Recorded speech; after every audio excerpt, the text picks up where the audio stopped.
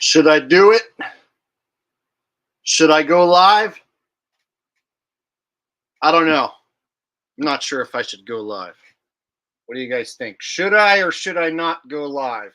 Let's get a vote right now. Vote Poppycock if you want me to go live, and vote Nematode if you don't want me to go live. Okay? And go.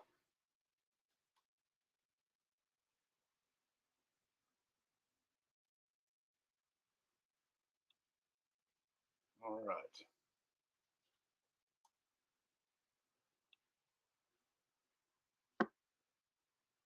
Can you guys see me? Is this working? Am I live? Now I'm being serious. I was just kidding around when I just pressed the button. I knew I was already live. But now I'm like wondering if I'm actually live. My watch page is on. That's a good sign. All right. Sweet. Okay. So I guess we decided I'm going to go live. Okay. Here we go. I'm going live. Okay, I'm live. Here we go. It's live time. Yes. Haircut, yes. See? Now I got a little bit of the fade going. All right.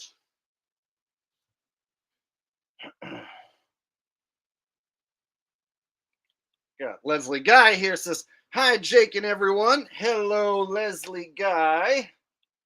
Got Jason Downs says, what up, Jake? What up, Jason Downs? All right, got my beautiful moderator here, Rose Bell, who says, hello, Jake and everyone. Hello to Rose Bell and Jake and everyone as well. All right. So here we are, live again. There's been some developments to some of the things that I've talked about in the last couple live streams. So I thought we would go over the updates and developments. You know, retouch on something I already talked about because there's more relevant information. Such as, I don't know if you guys have heard the news, but Alex Jones is being liquidated. There's a InfoWars liquidation sale about to go down. He owes the families of that one event. You know, that one event. He owes the families $1.5 million. No, $billion. What, with a B? Yeah. Is that even possible to owe someone $1.5 billion because you think that the government staged something? I don't think that's possible, but that's what they want you to believe. If you're a crazy cuckoo conspiracy theorist and you think something was staged, you might lose everything you own. You know, like owe $1 billion. Yeah, so you better not have those thoughts. You better never speak them, right? Or you might lose everything you ever own. Times $1 billion. All right. $1 billion doll hairs. Yeah, see, it's really hilarious to me because, like, okay, if I was going to be sued, I would be like, prove that what I'm saying is for sure a lie. Prove that me thinking that caused you grief to where you're owed this amount of money. Like, there's no way that if you don't think something happened, that anyone can be like, ow, you don't think something happened? I'm hurt. Give me all of your money forever. And a judge will be like, that sounds good to me. This guy's feelings are hurt because you don't think that what he felt is real. So therefore, give him all your money. Like, how is anyone falling for this? But they do. Millions of people think Alex Jones has to actually pay $1.5 billion to these people whose feelings were so hurt by what he thinks didn't happen. Okay. And I'm having to walk on eggshells, so I have to like not say certain words, but I can still say what I want to say. I just have to kind of avoid keywords, if you know what I'm saying, know what I'm saying. So I'll say something like, that event, and you'll know which one I'm talking about. The handy spook event, if you know what I mean. Wink, wink. All right.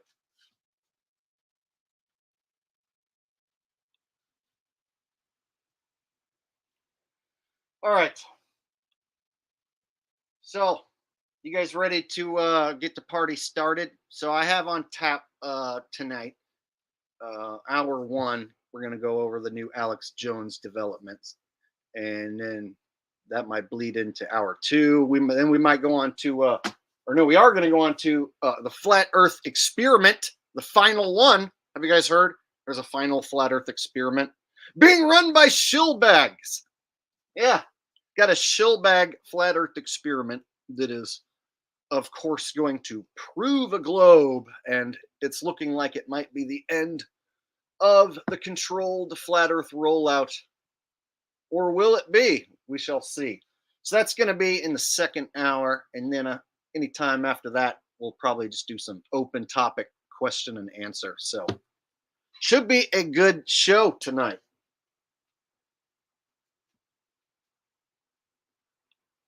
Yeah, last week when I did the stream earlier this week. So Monday, I did a stream exposing AJ as an actor in a shill, and showed him fake crying and made fun of him. And afterwards, had definitely lost some subscribers. So some people don't like it when I cry like AJ and do a perfect impression. And I guess they wanted to voice their opinion by unsubscribing. Oh well, it happens. They'll be quickly replaced next time I talk about fake football. So I really don't give a shit.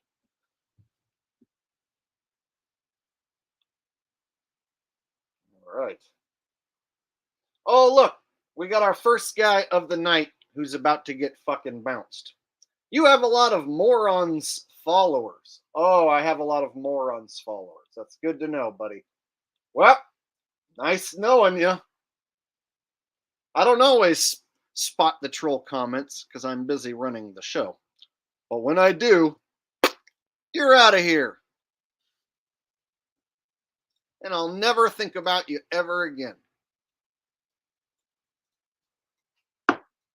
Except when I'm taking a juicy ass diarrhea on your mother's face. Bitch! All right. That is the only time I'll think about him. Okay.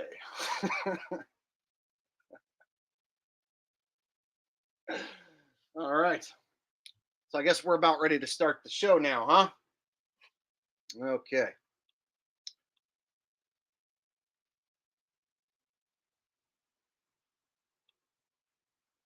First one, got CNN, baby. CNN gonna set us straight.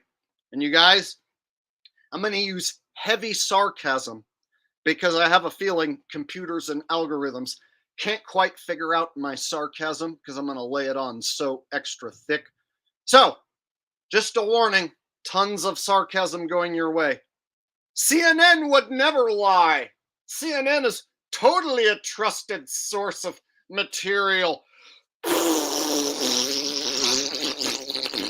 Stuff like that.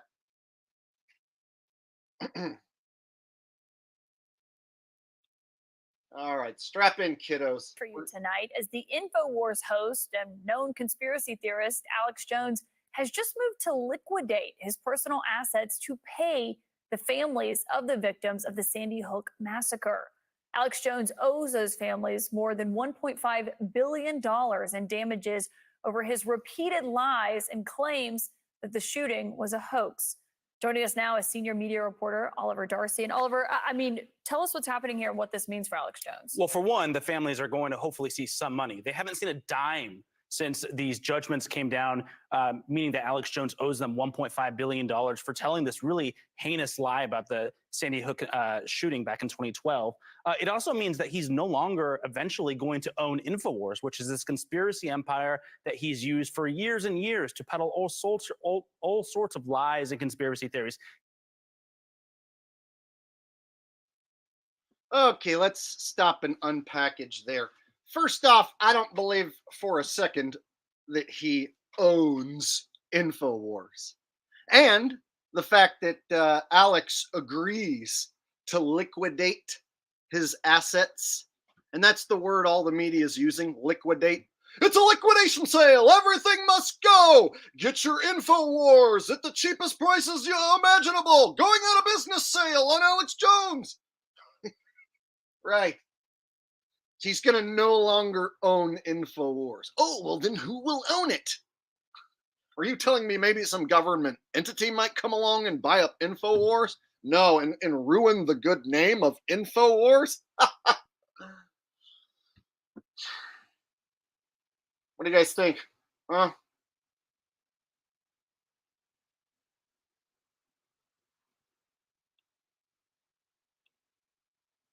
Really heinous lie about the Sandy Hook shooting back in 2012. It also means that he's no longer eventually going to own InfoWars, which is this conspiracy empire that he's used for years and years to peddle all sorts of lies and conspiracy theories. He's eventually going to lose control of that. It is a little bit confusing because his company's in bankruptcy court. Okay, so they want you to believe that you can have this huge, gigantic empire, and if you say something that people don't like and hurts their feelings, you can lose it all of it. If you have an opinion that people don't like because they've been involved in a traumatic event, well, then that means if you say anything that they don't like, then they can take all your wealth that you've ever amassed and then some, to the tune of $1.5 billion. Like, can you show that he made that much money from having that opinion? So if someone claims they were hurt by my opinion, I would be like, okay, prove exactly how much money I made having that opinion. Right? Why would you need to be entitled to everything I own because you were hurt so badly? So now someone's feelings can be hurt so badly by you having an incorrect opinion. See how that works? So you better not have any incorrect opinions, or you might lose everything you own. Tom coming in with our first super chat of the night. Thank you very much, Tom. My homie, my bro, coming in with a donation, says, news and all this other bullshit is highly entertaining, to say the least. I choose to ignore as much as I can to maintain my sanity. All BS. Yeah, I would ignore it all too if it wasn't my job to make fun of it and expose it. So I kind of have to do this, even though I don't really enjoy watching any of this shit. That's why I cherry pick the stuff that's the most entertaining, such as like Alex Jones pretending to cry, Alex Jones being sued to the tune of $1.5 billion. So yeah, I try and cherry pick the most entertaining stuff for me because a lot of it's mind numbing. For instance, I'm not talking about like Hamas and Israel and shit like that because it's not entertaining to me at all. So basically, I can only keep up with so much of this bullshit because they pack more bullshit into a 24-hour period than any person can even keep up with. So really, it's a never-ending process of bullshit that they just keep pumping out day after day. And to try and stay on top of all of it, hell no, won't do it. In fact, I go through days where I don't post anything because I'm out enjoying my life, not paying attention to it. Thank you, Tom, for the donation. I appreciate that, buddy. Okay.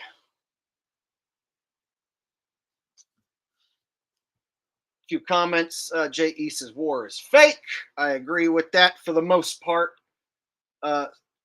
Steve Canyon says, what's the difference between Alex Jones and the Trump trial? Oh, the extremism of the story. But other than that, it's the same thing. So Trumpers right now are being tricked into thinking that their guy is being kept out of office by a bullshit lawsuit that he doesn't deserve. And they're rallying behind him because of what it appears to be the media against their guy, what appears to be the government against their guy. And so extreme right-wingers follow Alex Jones. And so they're just making the Alex Jones story more extreme.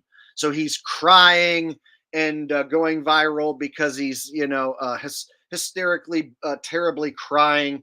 And he's afraid his show's going to be shut down any minute now. And he owes these families 1.5 billion. Whoa, huge number. And they're going to liquidate everything he's got. Oh my God, doom and gloom. And so it's doom and gloom against Trump, and then doom and gloom, like even more so against Alex Jones, because he's an extreme right-wing figure. See, the extreme right-wing actor, controlled opposition figure. So you have to make his story more extreme than the regular Trump being indicted story, right? Well done, world script writers. Well done. But I have seen through your bullshit, and now I have spoken the truth to the people. And like a mighty lion, the truth is now out there. All right. Tom N says, if this jughead has $1.5 billion to dispose of, I'm questioning everything I have ever done to make money. How do these idiots fall into this? Oh, yeah. So here's my thing. I almost forgot. Alex Jones sells boner pills, right? So does that mean the Sandy Hook families get all of his boner pill money? Oh, sorry. Male enhancement products. He sells all sorts of lab-made chemicals, right? That he claims does all these things for your body. So does that mean that the Sandy hacks get all of that money, right?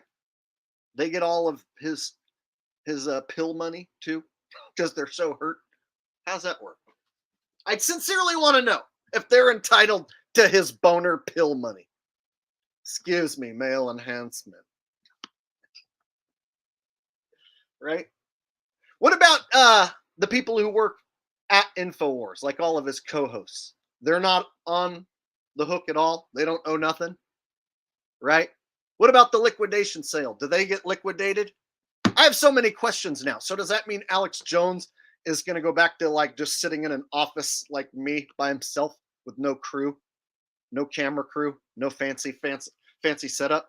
Or in 6 months from now, is he still going to be with the same crew and the same setup doing the same shit? Huh? What's more likely? 6 months from now, he's still doing the exact same shit with the same setup, or that he reverts to being a guy like me in an office with no crew, bare bones, because he's so broke? What's more likely? All right. Just some questions. Like, are they going to make him appear broke? Or are they just going to like have him keep doing what he always does and just be like, yeah, he still owes all that money. Yep, 1.5 billion, and he was liquidated, but he's still doing his show. We'll see. All right. OJ and Toothpaste says, I hate these anchors. They read a script. Yeah, they read a script, and then they fumble over their words. Like that guy couldn't fucking say his script correctly and fumbled over that last line. You're doing all sorts of sounded like he had marbles in his mouth.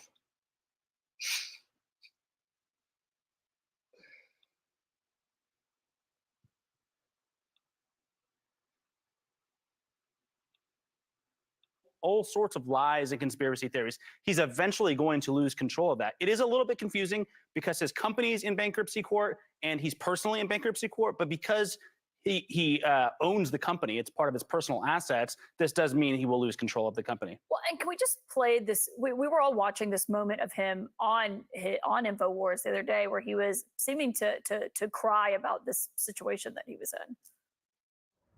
in. I believe in my parents. I believe in humanity. I just want to fucking stop these people. They gotta be stopped. We gotta stop them. So, at the end of the day, we're gonna beat these people.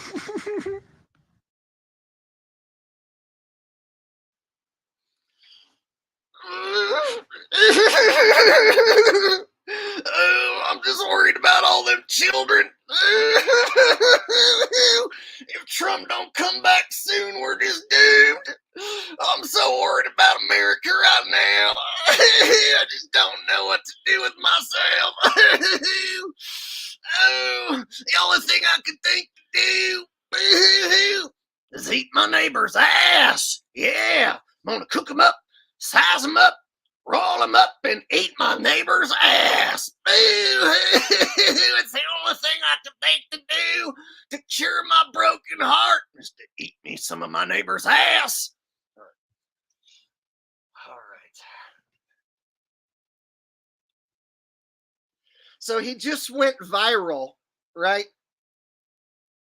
Oh, I almost didn't read you. I totally clicked away from your super chat and didn't read it, bro. Before I go off on my thought and totally forget to read your super chat. Let me go back and rustle it up, Tom. Okay. I'm going to say Handy, the Handy event,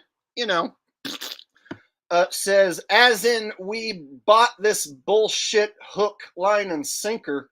These talking heads are out there to distract us from the more fucked up bullshit. They are, and then you stopped. They are what? How you gonna leave a brother hanging? I wonder what effed up BS he's referring to. We can just use our imagination.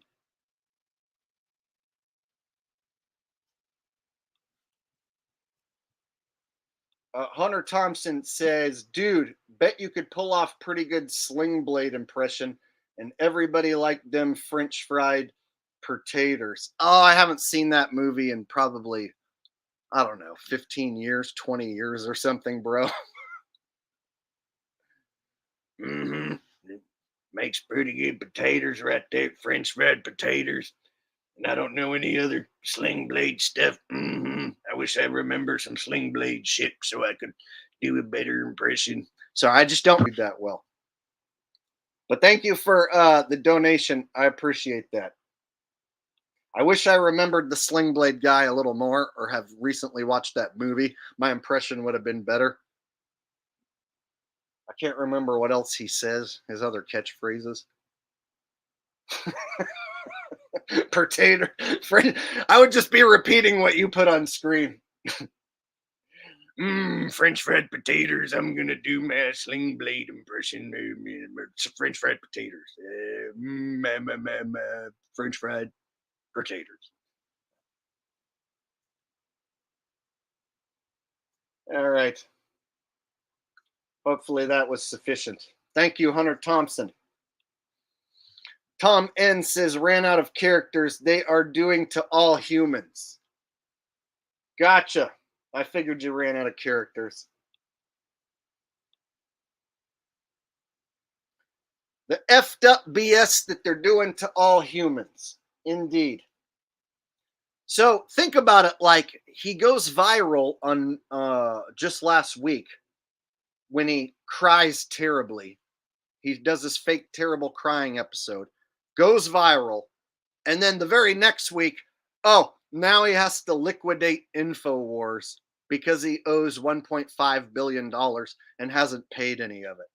Wow, man, it's crazy how those things just line up perfectly. Like, he's in people's minds recently because he did a terrible fake crying job. And then the very next week, he's going to be liquidated because he owes 1.5 billion. Of course. See how that was set up? See, so that makes his terrible cries, appear to be like legitimate. That he was going crazy because he knew he was about to be liquidated. Yeah. Paul Halo Cat says, Jake, what's your thoughts on the Drake parsage? I find it pretty interesting. Interesting, Jake. Trump impression, please. Drake parsage. I'm gonna have to look that up because I totally don't know what that is off the top of my head. Sorry.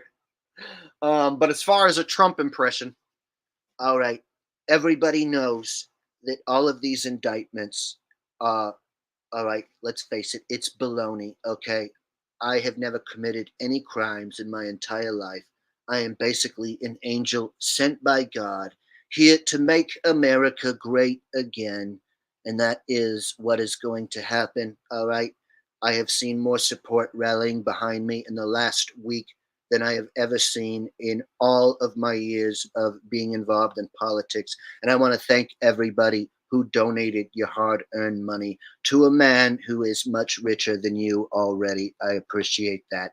And so I am going to be using your money to run the greatest campaign ever known, where I implement Trumptricity into all of your lovely homes, and you never have to pay an electricity bill ever again. Well, you're going to have to pay half the cost because I'm going to cut everyone's electricity bill in half. That's the first thing I'm going to do with Trumptricity. It's leaner, greener, meaner, far more sufficient than any other form of electricity, and it's backed purely by me, your Lord and Savior, and the next president of the United States. And as you know, when I come back, I'm going to go right into my Oval Office. I'm going to reach across that desk and I'm going to look Joe right in his beady little eyes. And I'm going to say, Joe, get the hell out of my office. You're fired.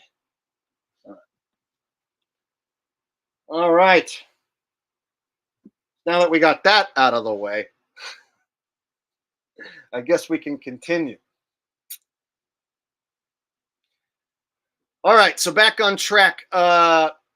So Alex Jones last week, fake cries. This week, being liquidated.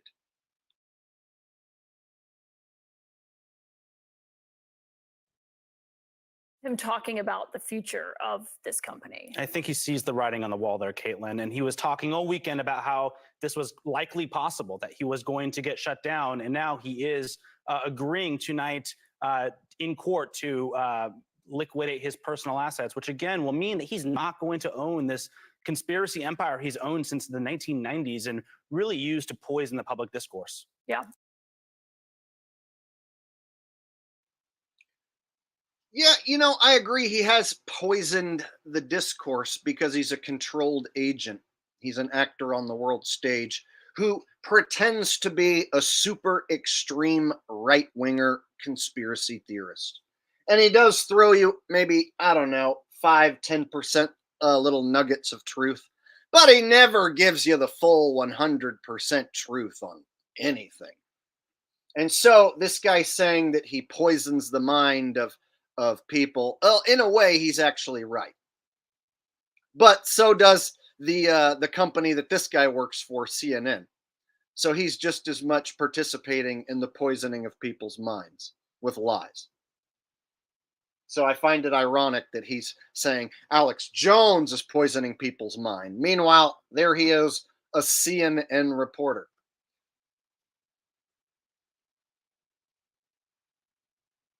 So Tom N says, I honestly think all these people in the entertainment industry, media, sports, comedy have perfected the art of openly acting on the fly, crazy shit. Yeah, man, they can take a bunch of takes, and then show the best ones, right?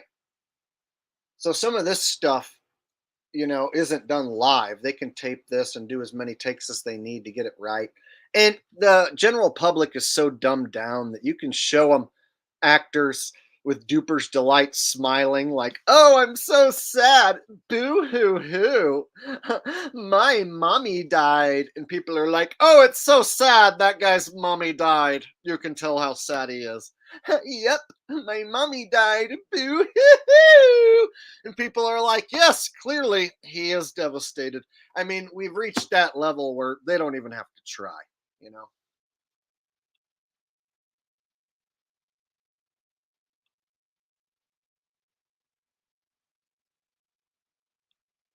Yes, I think that Alex Jones is Bill Hicks. I can't 100% prove that, but I think that that is the case.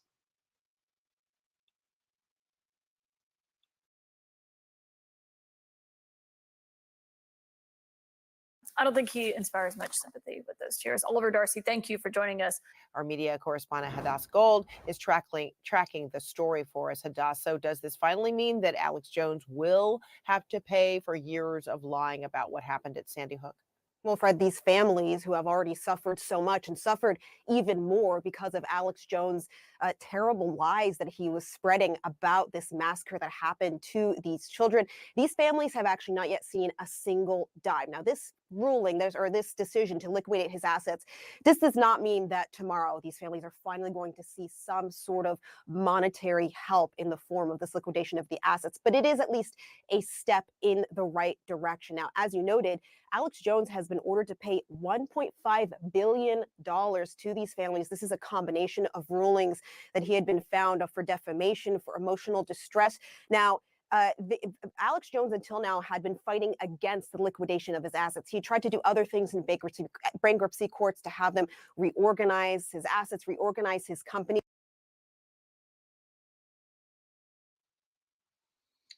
All right, so they really want to drill it home that this guy is going to lose everything because he had this opinion that hurt people's feelings. And the people's feelings were so hurt that now he has to pay an ungodly amount of money that none of us have ever even been able to fathom owning. Like, can you imagine owning like a $1.5 billion? Like, that number's just being thrown around here like we're supposed to take that seriously, but people do. The sheep will take that seriously. Like, I could lose everything I own if I was to think the wrong thing and say it out loud. So that's really what this is all about, is to get people at home to think that, oh, this crazy conspiracy theorist is rightfully going to lose everything he owns because he said some terrible things that aren't true. And then if you agree with the things that he said, if you're a supporter of his, you can be like, well, I have to keep my mouth shut because I have a job that's important and a life that's important. So I would hate to lose everything I've ever worked for by saying something like Alex Jones and getting sued, right? So they can trick people who are right wingers, hardcore right wingers, Alex Jones supporters. They can trick them into keeping their mouth shut because you might get sued for everything you own, right? So anyone thinking about opening their mouth, oh, think again, because somebody's feelings might get hurt and then they can sue your ass for millions and even billions of dollars. Tom says, sly of the tongue quote comes to mind with this BS. Sly of the tongue quote comes to mind. Okay.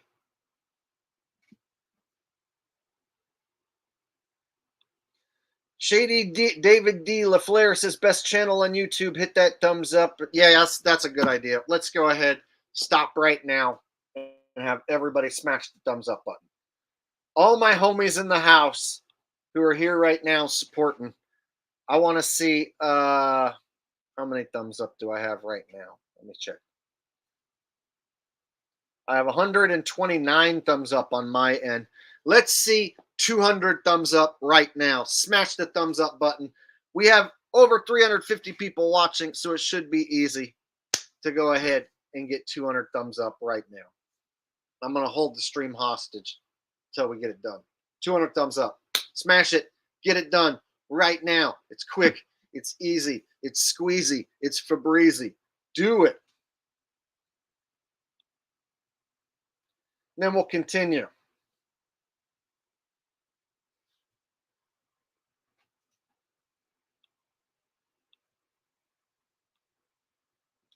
Thank you, Tom, for the donations, buddy. I appreciate that. Thank you, Shady Davy D. LaFleur, for suggesting the thumbs up. That's a great suggestion right about now.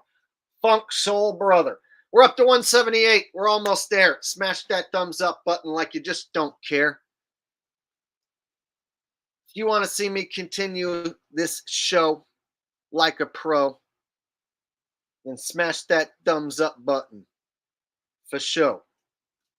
Yo. And I made it rhyme, so therefore that should be extra enticing. Got a super chat coming in from Tom. Says, I buried my best friend. I could talk to BS like this 12 days ago. His cousin murdered him, and it makes all twisted BS mean that much less to me.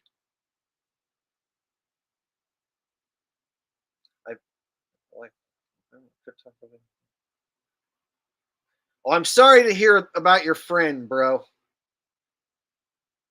And sorry about all this twisted shit going on. I hopefully can make it better for you by making you laugh during this stream. All right. So later on, at some point, I'll try and do something funny just for you to brighten your day. Tom, thanks for donating. You're a great guy. Thanks for being here. And all that jazz. Exactly. All right. Shady Davy D. LaFleur says, hear Eminem's new single. No, I haven't. I'll have to check that out after the stream ends. I think I heard that he came out with a new song, but I didn't check it out yet. Let me check the count. We're at 199. We're almost at 200. We're almost there. Let's get to 200 right now. And we can celebrate good times. Come on. We made it. It says 200 on my end. Yahoo!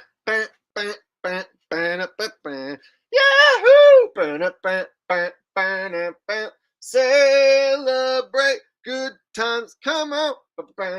Let's celebrate good times. Celebrate 200 thumbs up. Come on. Gonna celebrate. Yeah, yeah.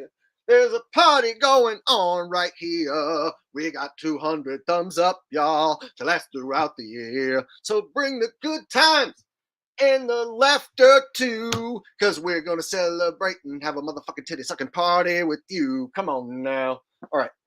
Tom says, do me a good Dave Chappelle. I need to smile. Dave Chappelle. Well, there's two different Daves. And I don't have Dave perfected, but basically old Dave would kind of talk real fast like this. He would tell a story. Well, one line would kind of go right into another. And I don't know why brothers got to be acting like they don't. Well, I don't want to be wearing a dress. Man, I wore a dress back when I was in Robin Hood Men in Tights. But then I got famous. I didn't want to be wearing no dress no more, bitch. Because I am. So that's like old Dave. And I'm not great at old Dave. But basically that's old Dave. And then new Dave kind of sounds like this. Kevin Hart is one of the greatest comedians of our time. Kevin, you're one of the greatest comedians I've ever seen. Let's all get down and suck Kevin Hart's dick right now. I don't get mad at a picture because it's not today. So there you go. Old Dave and new Dave. And again, those aren't my best impressions. Just the best I can do.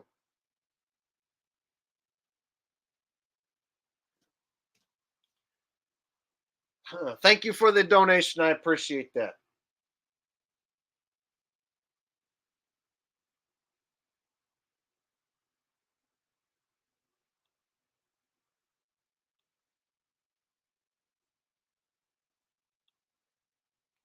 Swole Dave. Yeah, well, I like to call him Imposter Dave. But, if I start going off on this, then I'm going to get totally sidetracked from what I'm already talking about. So let me try to get back on track, and we'll finish up this clip of Alex Jones, and we'll move on.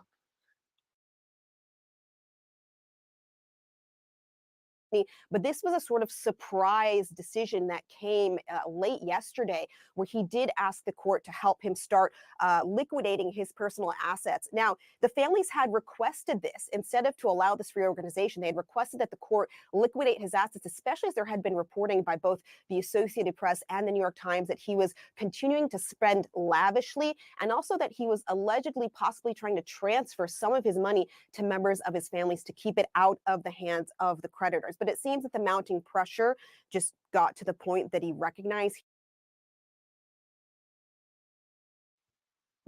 Oh, you were thinking of Chris Rock and not Dave Chappelle. Sure, I see what you're doing. You're just trying to get me to do all my impressions. Well, okay, Tom, if you were thinking of Chris Rock, y'all see Alex Jones owes $1.5 billion. I've never made $1.5 billion in my life. And that motherfucker owe $1.5 billion for having the wrong opinion. That motherfucker has me scared shitless. If I have the wrong opinion, I might lose everything I ever made. I already got my ass slapped the shit out of by Will Smith. The last thing I want to do is lose everything I ever own because I have a wrong opinion. I'm never gonna have another opinion ever again. This motherfucker got me scared to have an opinion. Black man in 2024 can't have an opinion. There you go. I do a little bit better of a Chris Rock than I do a Dave Chappelle.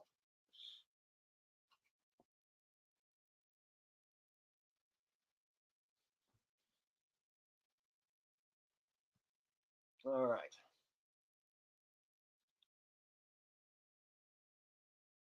He needed to liquidate his assets. We saw hints of this last week on his InfoWars conspiracy show. He started to break down in sort of bizarre tiers last week, saying that the feds were going to come to shut down his show.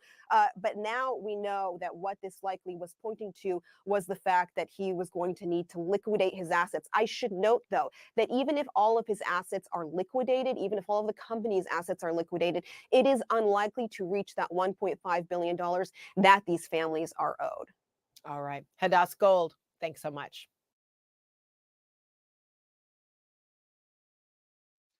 So even if they liquidate everything, all of his assets, it's unlikely to equal $1.5 billion. Well, no fucking shit. That's what makes the whole thing so ridiculous, was that he was ever supposed to pay that ridiculous amount. It would have been more believable if it was like 100 million or something like that, like a big number, but not some astronomical number with a billion behind it. And if any of you saw the part of the trial where the judge was telling each one of the actors how much they're going to get, he's like, and you get 350,000, and you get 828,000, and you get 1.6 million, and you get 3.33 million, wink wink, and you get 600,000, wink wink, right? So, and then all of it added up to 1.5 billion supposedly, and he hasn't paid a penny, but now he's going to get liquidated. So really, what does that mean? Like, so what, he's going to be homeless, won't be able to do InfoWars no more, and then he'll have to go get a job at McDonald's? Like, what are you trying to say? So I'm wondering if in 6 months he's still going to have the exact same studio, exact same crew, exact same everything, and he'll just be rolling along talking about the next damn stupid controlled shit. Or whether they're going to make him actually look like he's poor now. I guess we shall see. SG says, government making it clear they can take your stuff. Yeah, if you have an opinion that they set up an event, if you have an opinion that they staged an event, oh, well, that might hurt someone's feelings. And then therefore they get to take all of your assets in your whole business. They're entitled to Alex Jones' boner pill money because their feelings are hurt so bad. Of course. I mean, if those people get Alex Jones' male enhancement pill money, then yes, if you own, let's say, a landscaping business and you think that the government staged an event, well, you better hope no one's feelings get hurt because they'll take your whole damn landscaping business. Understand? Oh, you own multiple businesses and you're doing quite well for yourself? Well, you better keep your mouth shut because you might hurt someone's feelings and they'll own everything that you own. You're not allowed to hurt anyone's feelings. Understand? You have freedom of speech unless it's you thinking the government staged some shit. In that case, no.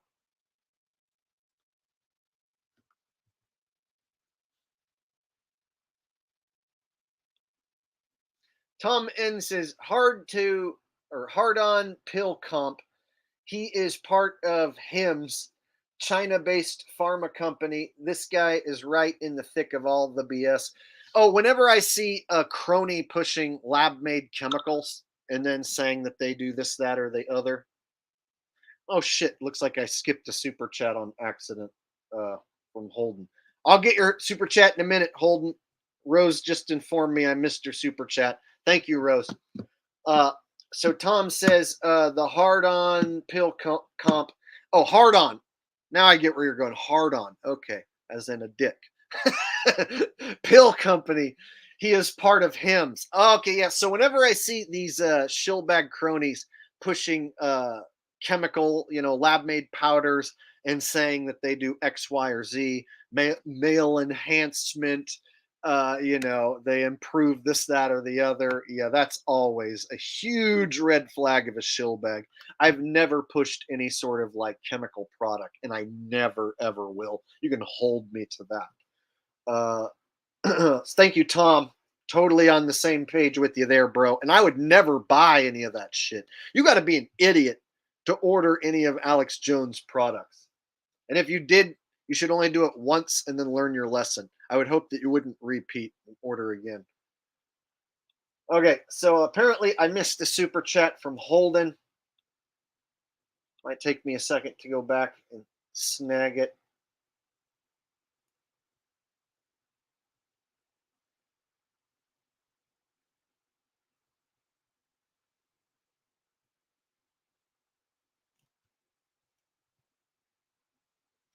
Shit, I must have missed it a while ago because I'm going back and I'm seeing Tom's old ones. Sorry, Holden. I totally apologize. Sometimes the donations fly by and I miss it.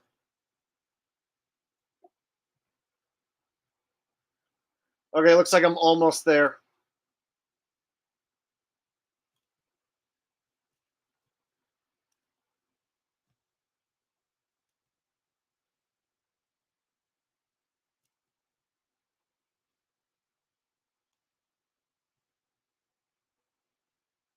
I see your messages saying you sent it. There it is. Okay, no message attached, but you did send one. Thanks, buddy. I appreciate that. Sorry for missing it. It happens.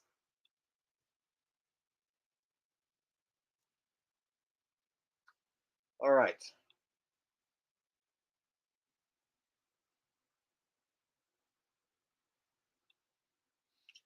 Rose says, mediocre. These are the best impressions. Oh, someone called my impressions mediocre. I would say that my Dave Chappelle impressions are mediocre, but I would argue that my Chris Rock impression is pretty strong. For a white dude, I think I do a pretty strong Chris Rock. And then I would argue that my Trump impression is unique. And I don't sound exactly like him, but enough to where you know who it is. So I would argue my Trump impression's pretty damn strong too. And I would argue my Alex Jones impression is basically one of the best you can possibly find. And I would argue my Richie from Boston impression is literally the best impression of Richie from Boston that has ever been done. So, it kind of depends. All right.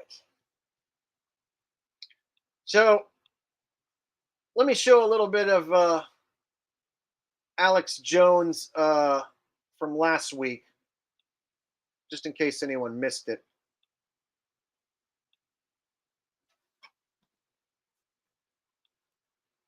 I'll just show a little bit of Alex Jones' war cry.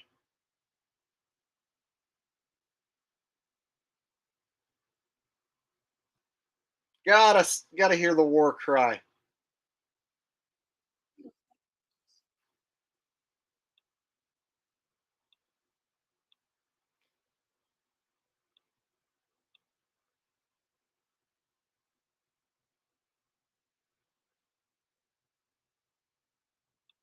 Can you muster a war cry? It's a big joke. It's not really, though. I mean, it is, but it isn't. It's also inspiring.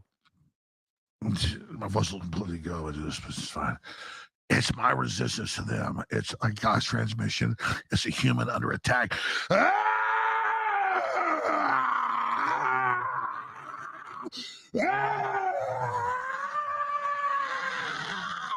We're gonna beat these people. I'm not trying to be dramatic here, but it's been a hard fight.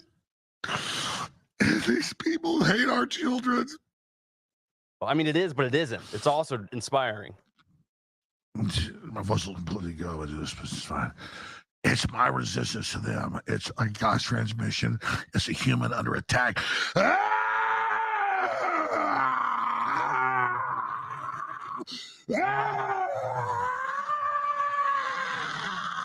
We're gonna beat these people. I'm not trying to be dramatic here, but it's been a hard fight. These people hate our children.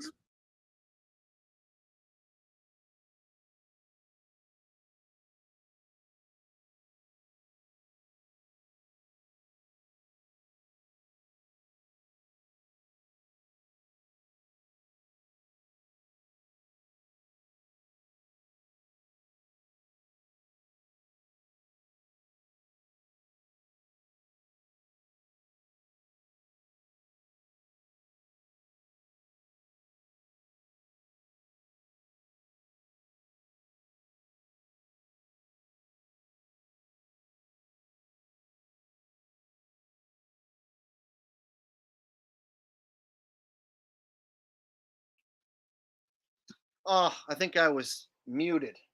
Son of a bitch. I did a great impression and it was muted. Now I got to do it again. Ew, boo hoo hoo, boo. I'm totally upset right now. I'm not trying to be over dramatic. I'm not trying to be a drama queen at all, I promise. Boo hoo hoo hoo. Ah, these globalists got me so damn mad. Got me so damn sad. I'm sad and angry at the same time. God damn it, I'm sangry. I'm so fucking sangry that I could eat my neighbor's ass right now. That's what I'm fixing to do. I'm literally gonna eat my neighbor's lefty liberal ass right now from the outside in.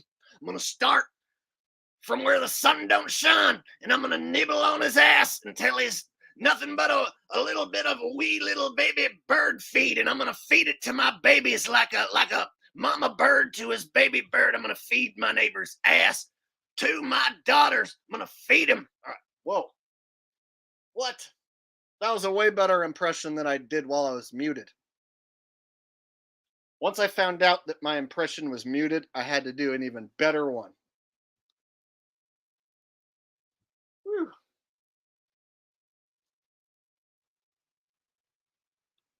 Oh, look, we got a troll in the house. You sound like a homo. So you think Alex Jones sounds like a homo? Cool, bro. Me too.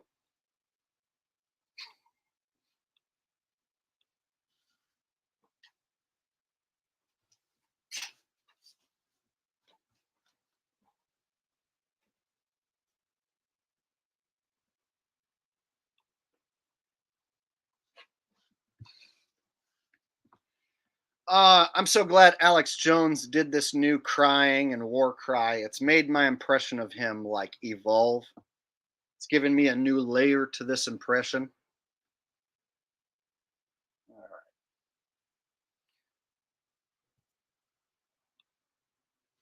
right. And of course, Alex Jones also not long ago did an episode with Flat Earth David Weiss, and Eddie Bravo, where all of them horsed around a globe. So, show.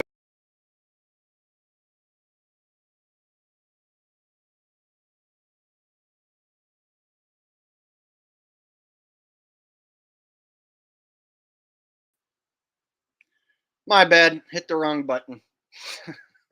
Accidentally backed out of my stream. Evan says, Jake, I just found out that I'm rigged and scripted. I'm devastated and don't know what to do. Well, Evan, what you should do is keep watching my stream and try and enjoy it as much as possible, because I'm not rigged and scripted. I'm totally legit, off the cusp, off the cuff, off the cuff, spuff. And so if you watch me, then maybe my legit off the cuffness will rub off on you, and then you can become too legit to quit like me. Was it? How's that sound? Huh? Thanks, Evan. I don't know if you're trying to troll me or if you're just joking or what, but I appreciate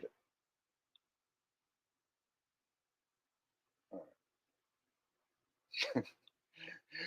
Oh, yes, they visited me real fast. No, see, on StreamYard, if I have my StreamYard tab up and I click the back button, it takes me out of the StreamYard studio, and then I have to go back in. So that's what happened. So what I meant to do was click back on a different tab, and I fudged that whole thing. But it's okay. I'm still here. Okay. Okay, so let me hit back on the correct tab. Let me show you this. Just a quick clip of Alex Jones horsing around like a total shill bag with David Weiss and Eddie Bravo. That'll set up my next clip.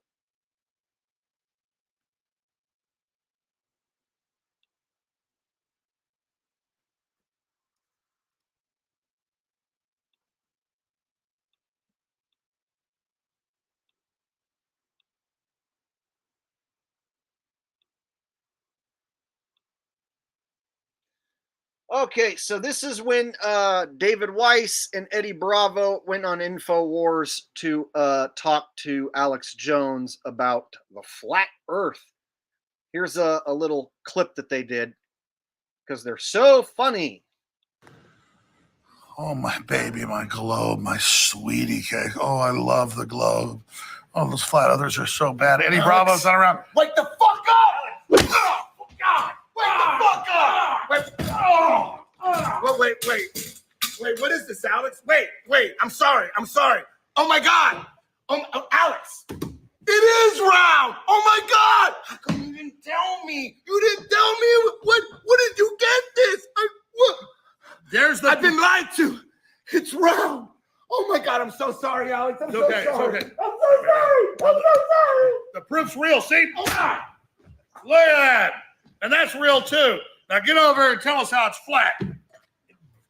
It's flat. No, it's round. I give up. It's round. No, I agree. It's It's flat. Fuck it. And Joe Biden won the election. Fuck you. God damn, There that's we go. fucking... Nice. God damn this fucking thing! Jesus Christ! Yeah, come on, play soccer. Come on. Yeah, We're doing it right now. it is round. Throw it at me. I was wrong. Throw it at me. Ah! Yeah. Why? Watch this. We'll defeat it. Hold on. We're defeating it right now. Look at that son of a bitch. I just pulled out a control panel. Damn it. Down with the earth. Biden is president. Down with Trump. Ah!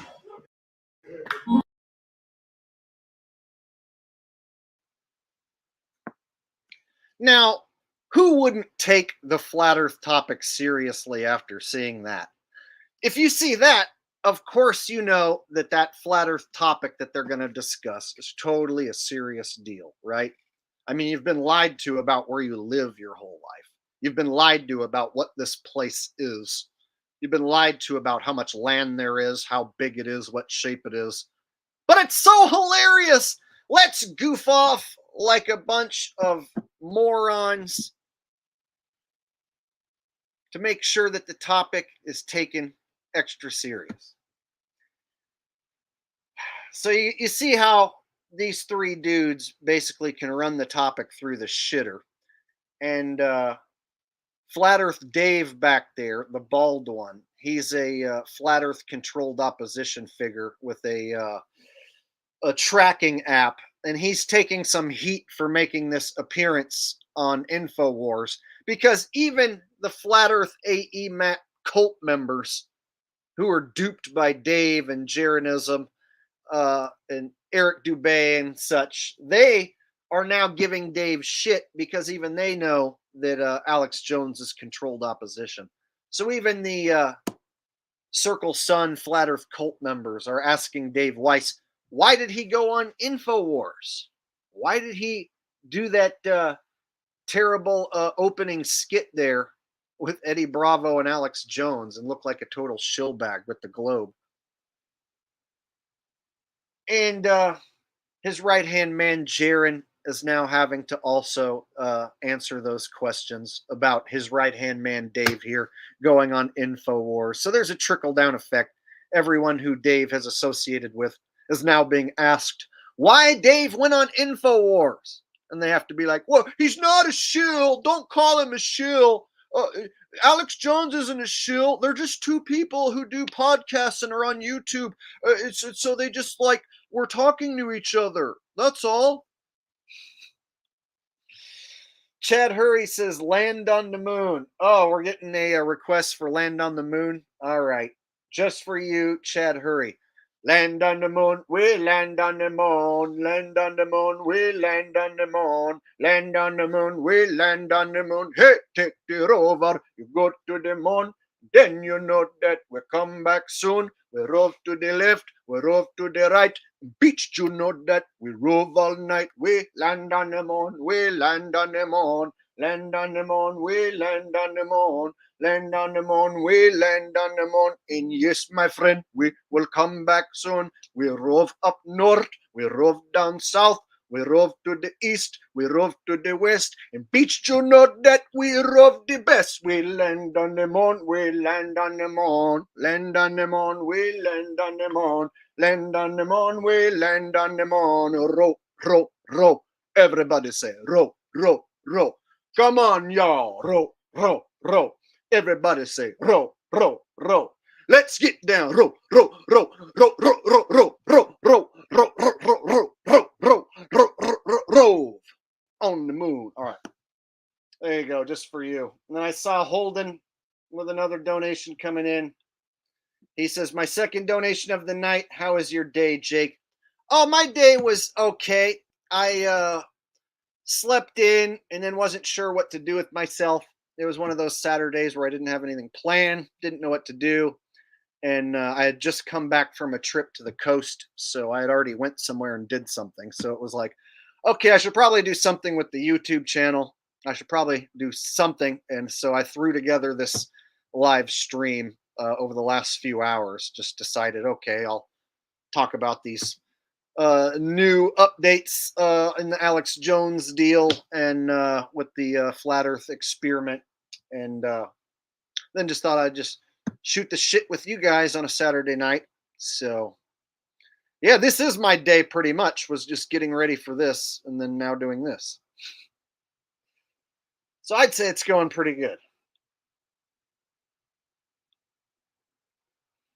All right. So we're going from Alex Jones to the Flat Earth topic.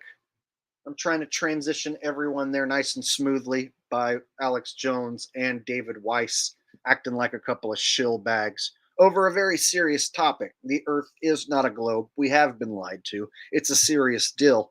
And so now they have shill bags shitting on the topic and making it look like a big joke, to where if you're on the fence, you're more likely to stay on the globe side. You're more likely to think those guys are idiots. All right. Now we can get to more important topic, the final Flat Earth experiment.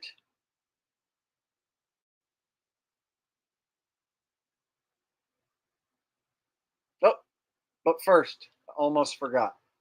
Before I show that, I almost forgot. We need a palate cleanser before we move on.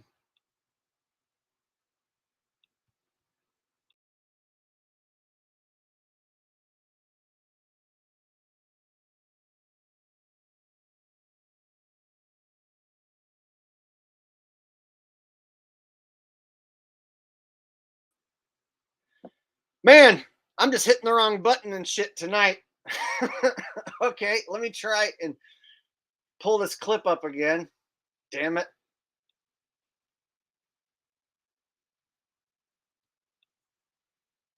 It'll totally be worth it, I promise.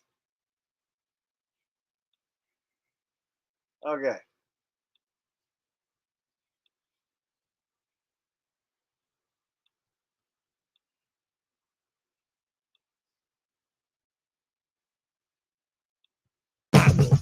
Your leftist ass like corn on the cob. I'm ready. I will eat your ass. I will your leftist ass like corn on the cob. I'm ready. I will eat you. I will eat your ass.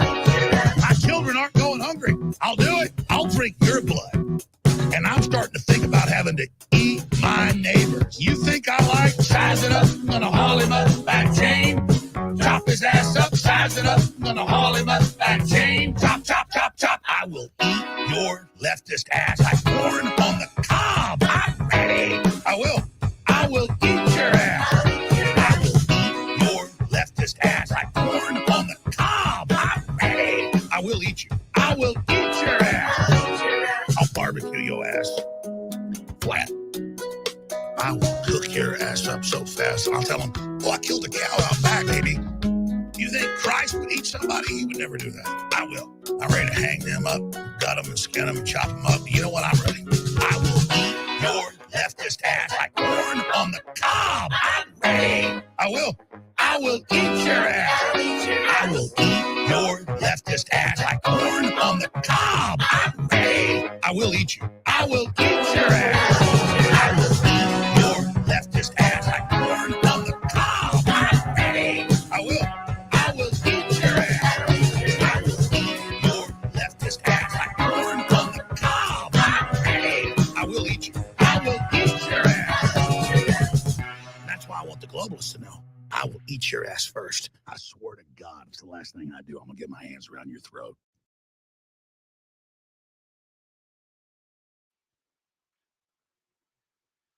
Palate cleansed. There we go. Now we can move on. That's a good segue right there.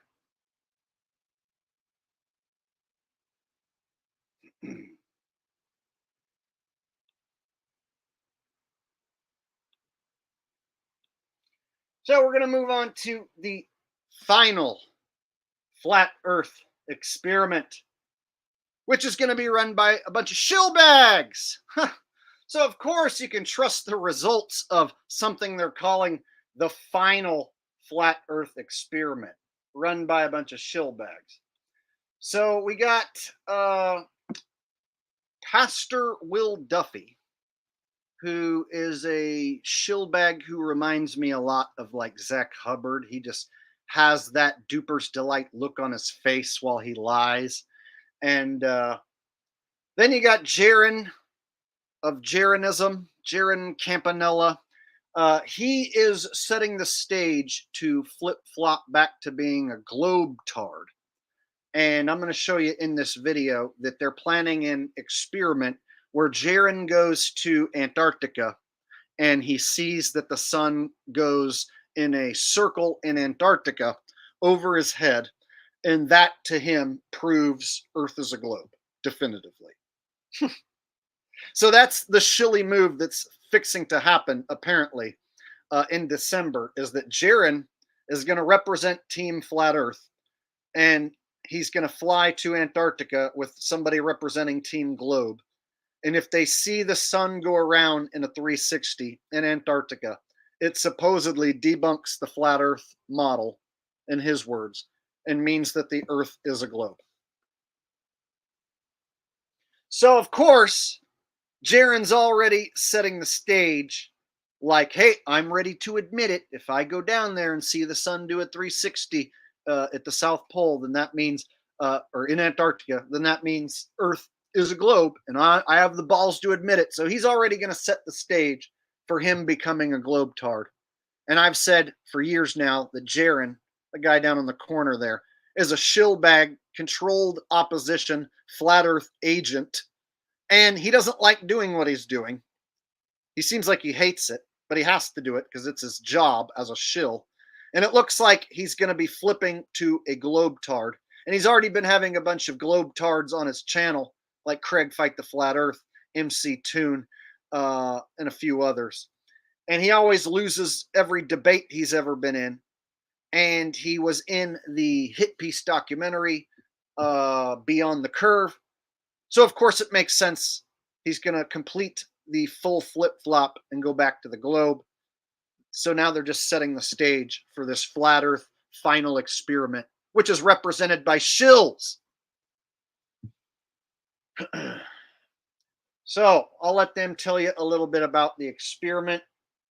And it's not really an experiment. Seeing the sun go in a circle in a place they call Antarctica doesn't prove the shape of the Earth. It doesn't prove a globe. It doesn't prove a flat Earth.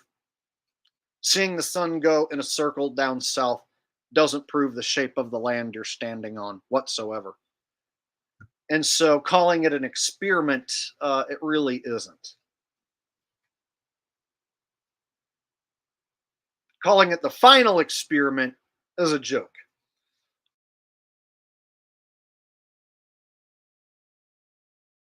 But all right, let me clear some things up that I've heard in the last couple of days. First of all, I heard people asking, where is Duffy getting the money to send 24 people to Antarctica? So that is not the case. And I also heard 10. I also heard, hey, the 5 Globers have already been selected and they're just waiting for the 5 flat earthers, which also isn't true. So just so people recognize what Duffy has agreed to or what he has said, and to stop me, of course, if I'm wrong. So you had said that you wanted to have this experiment. Anybody can go that wants to go. Of course, there's a hefty price tag to it, but because you wanted the experiment to happen so bad, that you would be willing to fund 1 globe person and 1 flat Earth person for the trip. So am I correct there? That is correct. Yeah, the reason I'm funding it is because experiments in the past where people had big ideas involving Antarctica or flights or whatever, normally they would ask the participants to pay for it and then the whole thing would just fizzle out. So I didn't want that to happen. Gotcha. So the scoreboard, just to make sure that clear, is not how many people are going. If people watch, I guess the original video, not the original video, the video where you came out as the head of this experiment or the one behind it is the one that gives a rundown of what the scoreboard's for and how you get score points on there, right? That's right. And we just added an FAQ section to our website, which explains it there as well. Okay. So now people should understand that part. So people I've heard say MC Toon is going, that's not true. FTFE is going, that's not true. Creaky Blinder is going, that's not true. Wolfie 6020 is going, that's not true. The only person who is confirmed is Dave McKeegan without his dog.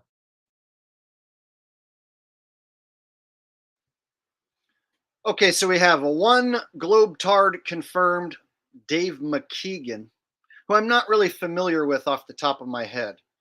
But the other ones that they said who are not going, Craig Fight the Flat Earth is a globetard shill, and then MC Toon, another globetard shill, and Creaky Blinder is a tattooed freak globetard shill.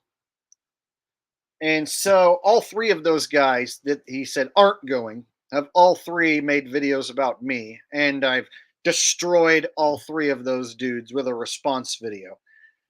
So none of those guys are going, but some guy named Dave McKeegan is going, and Jeran. So Jeran is going to represent Team Flat Earth and go to Antarctica. And here, I'll play a little bit more.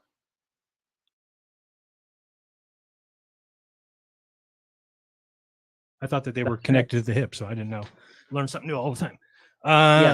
Yeah, so Dave McKeegan's confirmed, and then the only other one on the list that have participated is Globey McGlobeface, who's currently crowdfunding on GoFundMe to join us. Yeah, I've seen that. There's actually quite a few people on GoFundMe. I've searched it yesterday, and there's like probably 10 people looking for backing to go.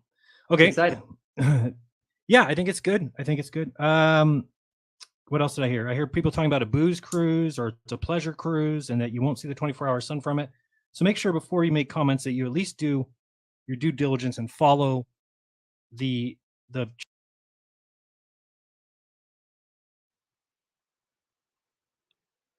Okay, it looks like somebody's trying to stick up for Dave Weiss. Dude, Dave Weiss was just kicking around the globe with Alex Jones.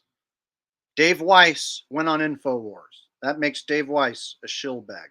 Dave Weiss has been pushing the one sun going in a circle model and ignoring all of the debunks for years. And his right-hand man is Jeranism. So, when Jeranism flip-flops to the globe, Dave Weiss might not be far behind. Or they're going to have a pretend feud where Dave stays on the flat earth and Jeran goes to globe and then he feuds with his friend. Anyone here who sticks up for Jeran or David Weiss, get the fuck out of my chat. I don't want you here. Get lost. I'm about to destroy these shitbag shills.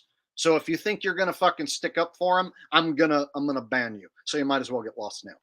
Just saying. I'm about to destroy them. I already have in the past, and I'm going to do it again. And Holden, if you're having trouble donating, perhaps it might be something that you're typing. I don't know. Maybe try retyping a different message or something. Maybe you used a word YouTube didn't like. I really don't know. I've heard of other people saying they can't donate and that they're trying and it won't let them. Nothing surprises me about this platform anymore.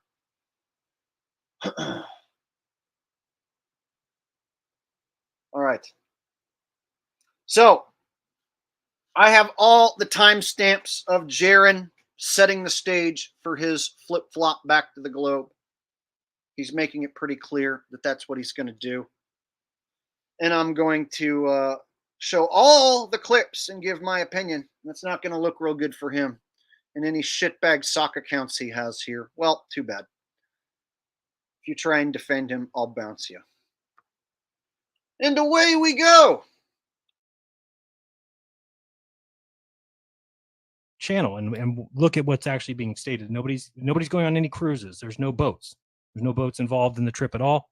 So just make sure you understand that the plan is to fly, again, stop me if I'm wrong, from Punta Arenas to Union Glacier Station, which is at 80 degrees south, about 90 degrees west, I think. So it is in the interior of Antarctica. It would technically be a place that you would see the 24-hour sun. I want to bring up the map real quick so I can show people. And what else am I missing as far? Oh, so it's a plane flight basically from there to the 80-degree marker. You land at the Union Glacier Station. You'll be there for basically 4 nights, if I'm not mistaken, the 14, 15, 16, 17, and then fly back 18, right? That's right. Okay. Let me show this if I can real quick, just so people see. Because again, it does sound ridiculous if you're talking about, oh, they're just going to take a cruise down there. Well, that wouldn't do any good. And so I could see where somebody's going to dismiss the whole thing outright from the start if they think that. Why can't this come up here? 1 second. Let's go left side. Display. There we go. All right. So this is the ultra wide. Yes. And move this over here. All right. So now you guys can, and you should be able to see this too. Duffy. There. So how do I get out those clouds out of there? Weather. There we go. It's easier. Okay, so the spot that he will be flying people is from Punta Arenas, which if you don't know is southern tip here of South America. And then the Union Glacier Station is here, which is at about 80 degrees. It should be a little bit less than 80-degree latitude, just right here. So it's about right here. And usually you can find some pictures. Should it be to send people down there, film the sun for a few days, come back, upload it. Now we've got evidence. They've never done that. Hey, Jeran. Yes. Who do you think would be the best flat earther to go? I'll have to think about that for a second. Let me think about that.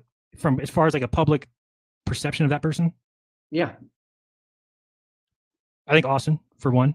I'll have to think of the other. But Austin hasn't had any moments like I had with Behind the Curve. Like Bob Nodell wouldn't be a good person because he has a bad thing on his name. But I'm just trying to think of other people. Let me think about that one for a second.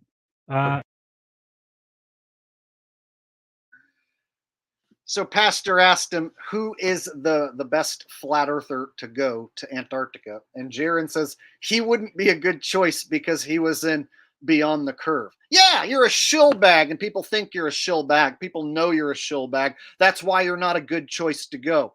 And he even knows that, which is why he said. So then he says Austin Whitsitt. Austin Whitsitt is associated with Jeran and David Weiss, so he's not much better. He might not have been in Beyond the Curve. That's because he wasn't around back then. He wasn't making content back then. He wasn't one of the original Flat Earth content creators.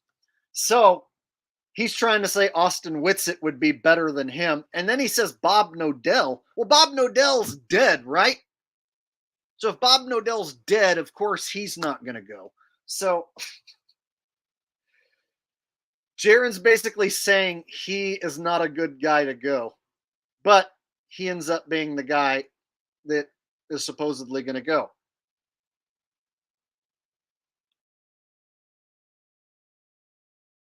Let me see. So again, live music says, again, level Earth observers on point. What Jeran is saying is total shill level. How in the F would this change anything? I just told you how it would change something. The sun going around your head doesn't match your model. Period. This is nothing new. Nothing new. This is why we say there is no 24-hour sun in Antarctica, because it doesn't match our. Again, level Earth observers on point. What Jeran is saying is total shill level. How in the F would this change anything? I just told you how it would change something. The sun going around your head doesn't match your model. So now it's your model. You know, the flat Earth model that he represents, that he's represented for all these years. Now he's saying, oh, if the sun goes around in a circle in Antarctica over your head, that doesn't match your model. See, he's already setting the stage for himself to become a globetard. See, he's already saying if he goes down there and he sees the sun go in a circle down there, then it is a globe and not flat, and the flat Earth model is debunked, case closed. That's basically what Jeran's saying now, which means he's inevitably going to flip-flop back to the globe when he sees the 360 sun in Antarctica. See how that works? So he's already preparing everyone for it, and it's really obvious what he's doing.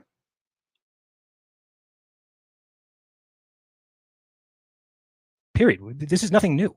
Nothing new. This is why we say there is no 24-hour sun in Antarctica, because it doesn't match our model. And you're like, what is going down there and seeing the 24-hour sun do to anything? What do you mean? Why have we been saying there's not one? We might as well just say there is one. Oh, there is a 24-hour sun, but we're still flat. Nobody says that. Why not? You guys are all backstepping. It's clear. Can I say something about level Earth observer? Sure. His big thing is demonstrable reality. And I'm finding it difficult to see that he cares about the demonstrable reality of what the sun does in Antarctica.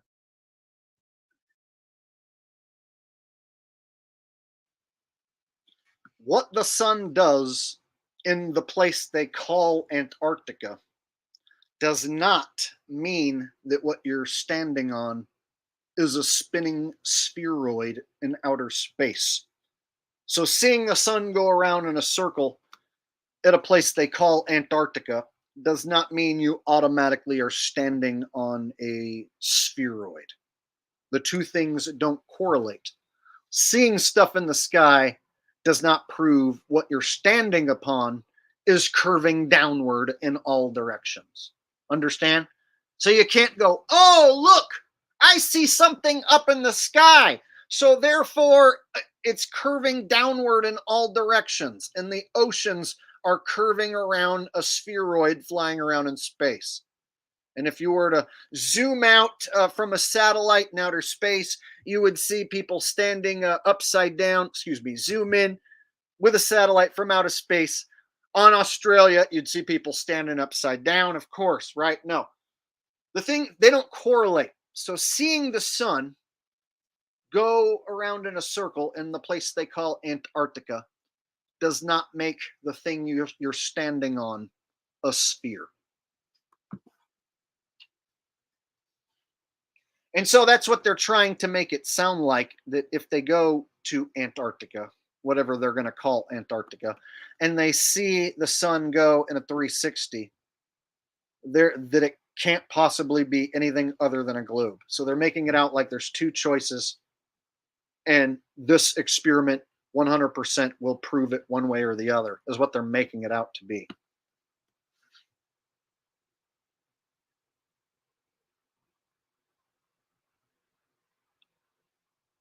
And so Jeran's body language has told me for years that he doesn't like doing what he's doing. Jeran is an actor, and he hates when people call him out for being an actor or a shill. He'll be like, "What do you mean? I don't know what that means. I don't know what you're talking. What does that even mean?"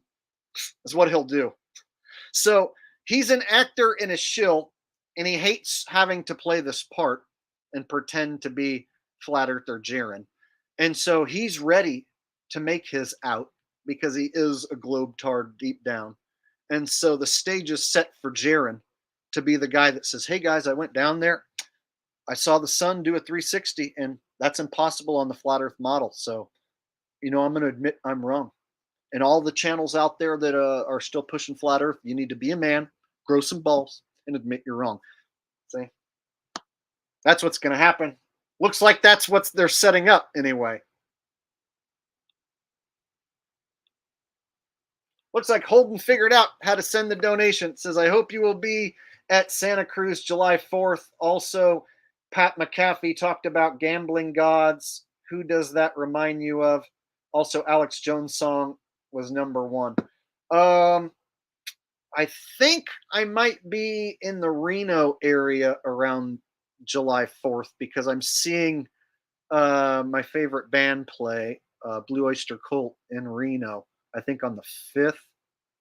So I think I'm going to be I'll probably be in Reno for that stretch. 4th, 5th, 6th, something like that.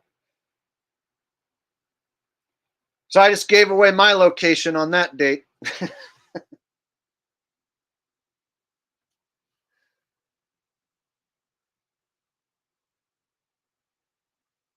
So now any hardcore fans want to try and track me down.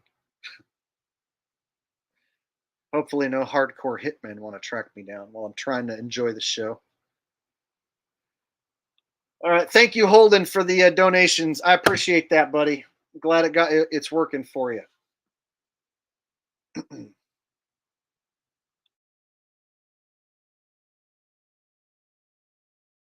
Okay.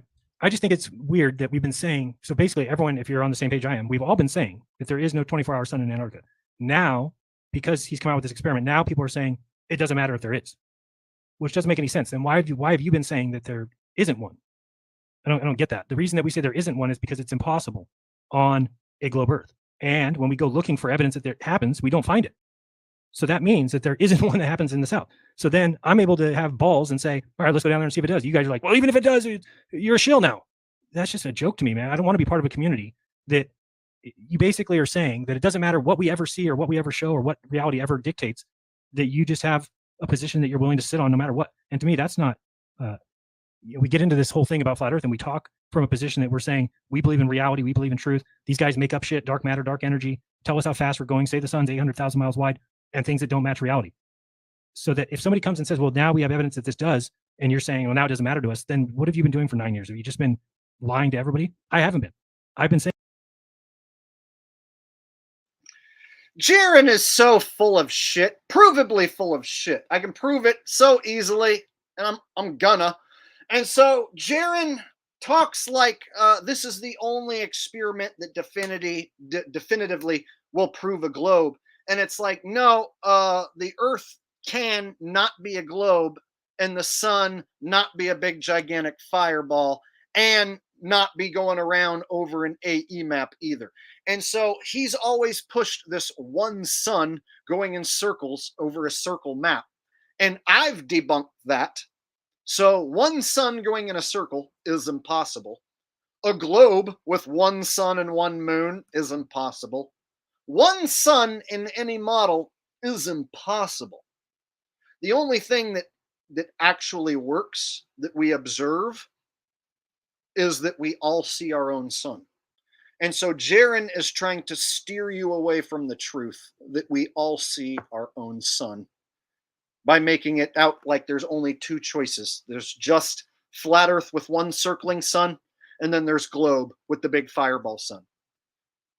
So I guess if Jeran sees a circling sun in Antarctica, then therefore that means Earth is a globe. So what? Therefore moon landing's real. Therefore moon is a gray rock. Therefore the sun 93 million miles away. At what point is he going to flip-flop completely back to the globe model? Is he just going to say it's a globe, but it's stationary? Or what is he going to say? That the globe does spin in outer space and that the sun is 93 million miles away because you saw the sun go in a circle in a place they call Antarctica? So, to what degree he's going to flip-flop will be interesting. But he's making it clear he's going to flip-flop. He even used the term like, I have balls to admit that it doesn't work on the flat earth model. Meaning you don't have balls if you don't admit that the sun going around in a circle proves globe. So he's already setting the stage for that. All right.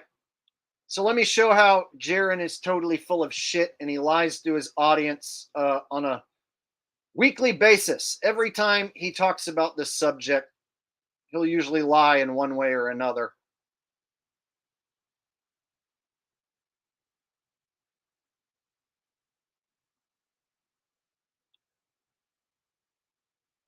Flip it to make it easier for me. It doesn't matter where we put ourselves though in Antarctica technically.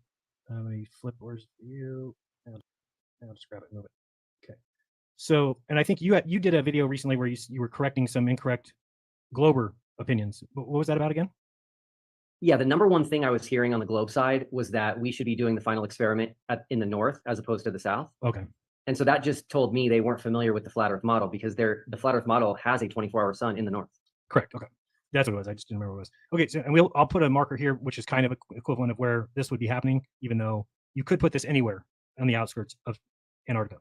And it's always going to be the same. The difference is that if we have a sun traveling, as we have said, in this, oops, that was a nice drawing, going in this direction here, which is pretty much agreed on by everyone because we know that that is the direction that the sun moves, that we know that if it's noon here, that it's, say, 6 p.m. here and 6 a.m. here, so on and so forth, right?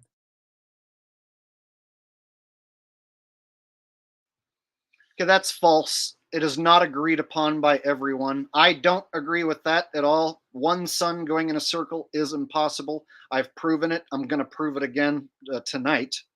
And furthermore, Q and Fee has proven it. And some globers have proven it. One sun going in a circle is impossible.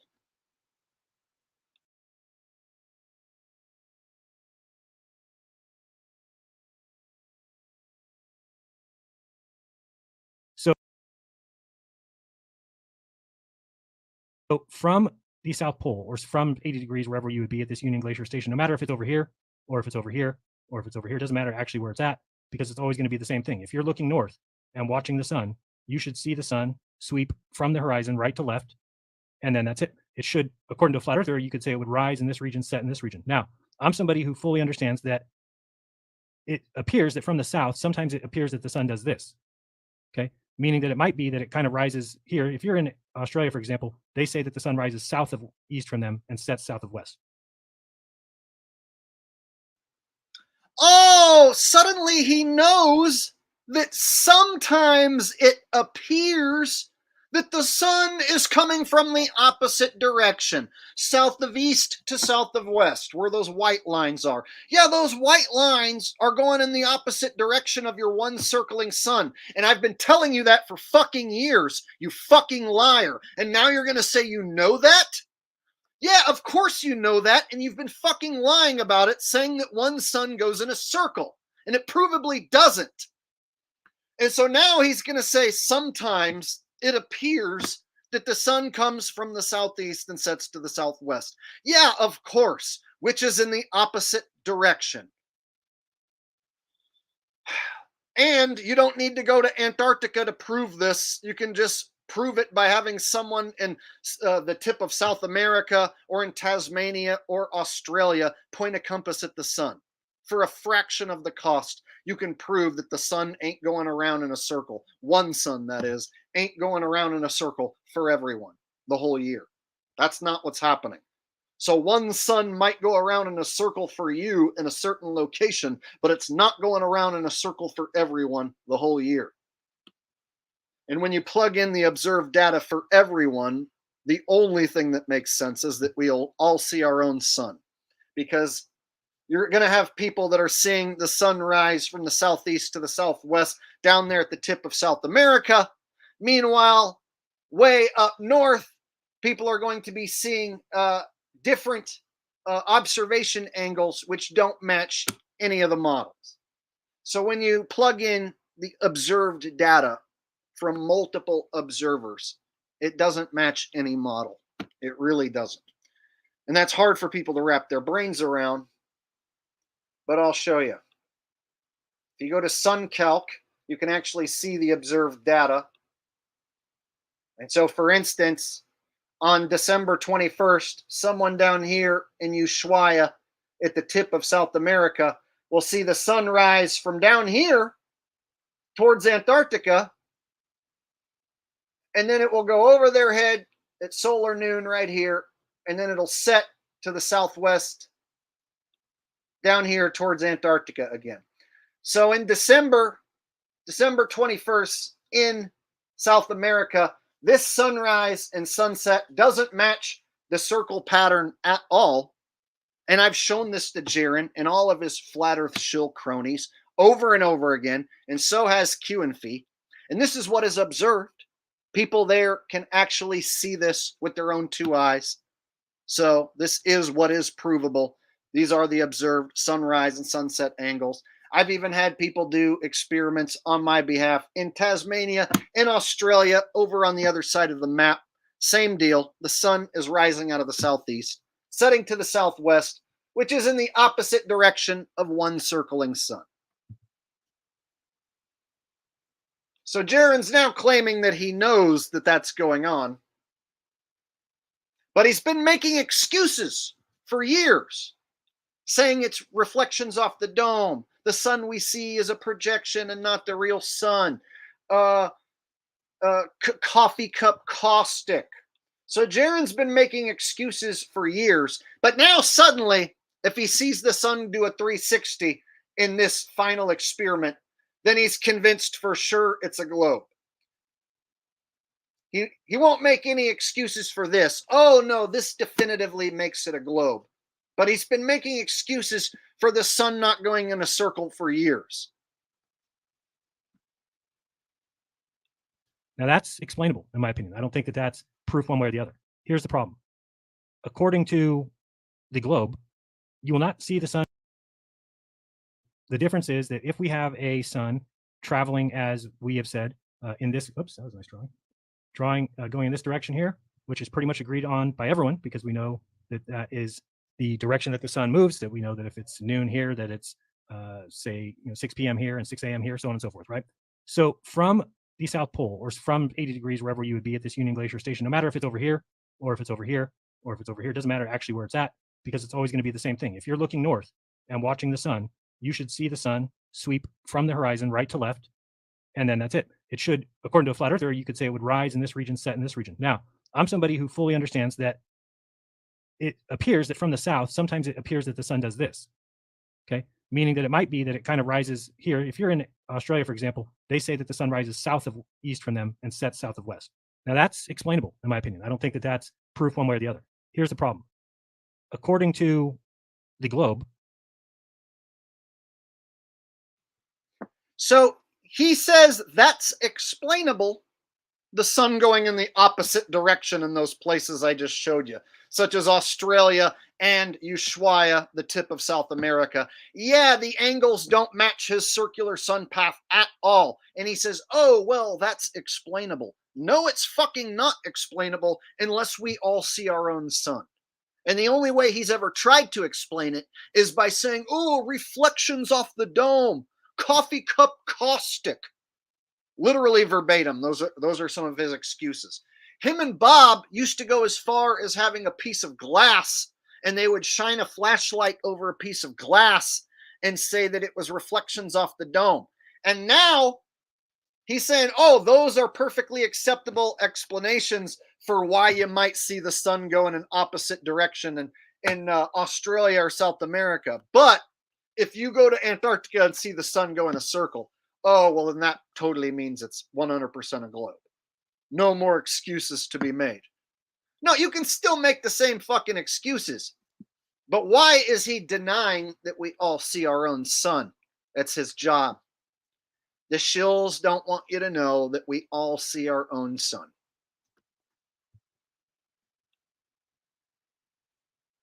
The circle sun path with one sun is impossible. People down here at the tip of South America are seeing the sun come up from the southeast, set to the southwest, the opposite direction of this circling sun. People over here in Australia seeing the sun come up, whoop, over their head like this. So those angles don't match. And you don't need to go to Antarctica to figure that out. We've already got that figured out. So that means Earth is not a globe. Sun doesn't go in a circle. The sun does go up and it does go down. So they've tried to separate the sun going up and going down as being only possible on a globe. And 360 sun in the south, only possible on a globe. So I'm here to say these things might easily be possible on a flat Earth or whatever this place is. And we all see our own sun. And we're being lied to about what this place is and how it works. And it's far more amazing and, dare I say, magical than these shill bags want you to believe. And that's why it's their job to keep you on this model that they're fixing to debunk in most people's eyes, or the globe. They don't want you thinking that we all see our own sun and that there's hidden land. They don't want you to know that there's a bunch of shill bags involved in this scheme to try and keep you from figuring this out. So you got basically me and Q and Fee, two of the only guys who will tell you that we all see our own sun. And then there's two shill bags, Ronnie and Jason, who muddy the waters with their bullshit stereographic map. Hi, Ronnie and Jason. You're probably here. Going to show up with your sock accounts any minute, I'm sure.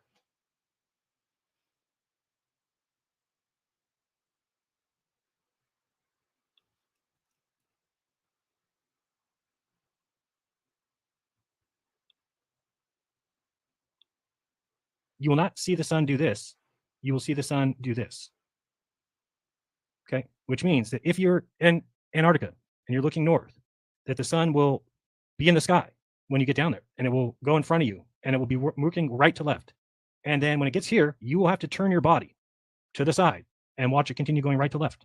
And then you'll have to turn your body and face the opposite direction behind you, and the sun goes right to left. And then you'll turn again, and it will continue going right to left, and it will go back to where it started and start that again. Okay, so people can say, oh, the lights in the sky don't prove anything. Say whatever you want. That is definitive to me. I'm just saying my own opinion that this is something I've claimed does not happen, that it does not happen, that there is no 24-hour sun. And the reason we've made that claim is because it doesn't work on this model. How would you ever see how would you have to turn around if you're in the south here? Why would you have to turn around and face behind you to see the sun? Now, there is a model that is called for, and that's the globe. Because I mean, can't you hear it in his voice, you guys? Any of you who've been following me for years and you know the background of Jeran, can't you hear it? He's totally setting up the stage for him to turn glober. He's already had Craig Fight the Flat Earth on his channel doing controlled debates, and MC Toon doing controlled debates against controlled flat earthers. I mean, he set the stage right now to where he's saying if he goes down there and sees that it matches perfectly with the globe. Oh, perfectly? So now the globe is a perfect model if he goes down and sees that? And then he's specifically said, oh, seeing stuff in the sky doesn't prove anything. The people saying that are wrong. Here, let me get his exact words. happen, that it does not happen, that there is no 24-hour sun, and it will go in front of you, and it will be moving right to left. And then when it gets here, you will have to turn your body to the side and watch it continue going right to left. And then you'll have to turn your body and face the opposite direction behind you, and the sun goes right to left. And then you'll turn again, and it will continue going right to left. and it will go back to where it started and start that again. Okay. So people can say, oh, the lights in the sky don't prove anything. You say whatever you want. That is definitive to me. I'm just saying my own opinion that this is something I've claimed does not happen, that it does.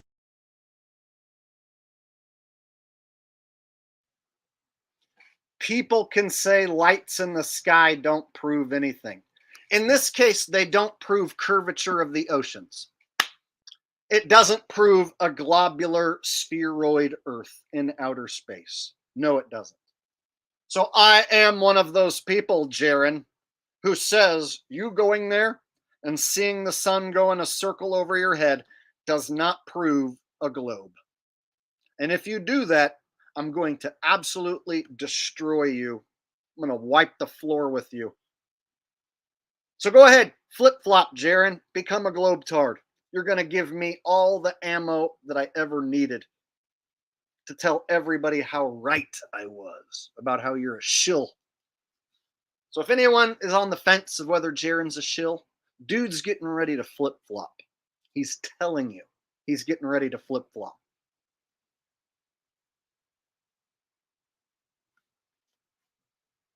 So all those years ago, when I done told you this is a shitbag shill, you know, I love to tell you I told you so. I'm not the type of guy who hates to tell you I told you so. I love to tell you I told you so. I love proving I'm right. I love being vindicated. It's fucking awesome. So all those years ago when I said I'm the real flat earther who infiltrated this fake controlled movement, and I'm the real dude amongst all these fucking shills, I was telling the truth. And I believe I have been vindicated now in 2024. Now that you see David Weiss hanging out with Alex Jones, you see Jeran getting ready to turn back into a globetard. I believe I have been vindicated. Was I hanging out with Alex Jones? No. Was I in those hit piece documentaries? No. You know how many damn people turned on me back in 2017 when I fucking told you that the sun doesn't go in a circle like they're saying everywhere. It doesn't go in a circle everywhere for everyone, and that's wrong, and that these guys are shills and they're lying. I told people that in 2017 and lost thousands and thousands of subscribers. Had people call me the shill, me the divisive one, me the bad guy. What's up now in 2024? Told ya.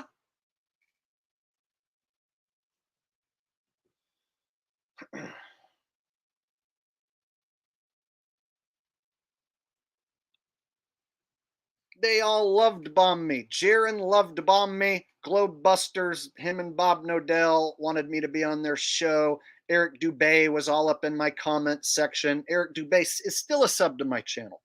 All them dudes were kissing my ass, licking on these nuts. And then you know what? I was like, one sun going in a circle ain't right.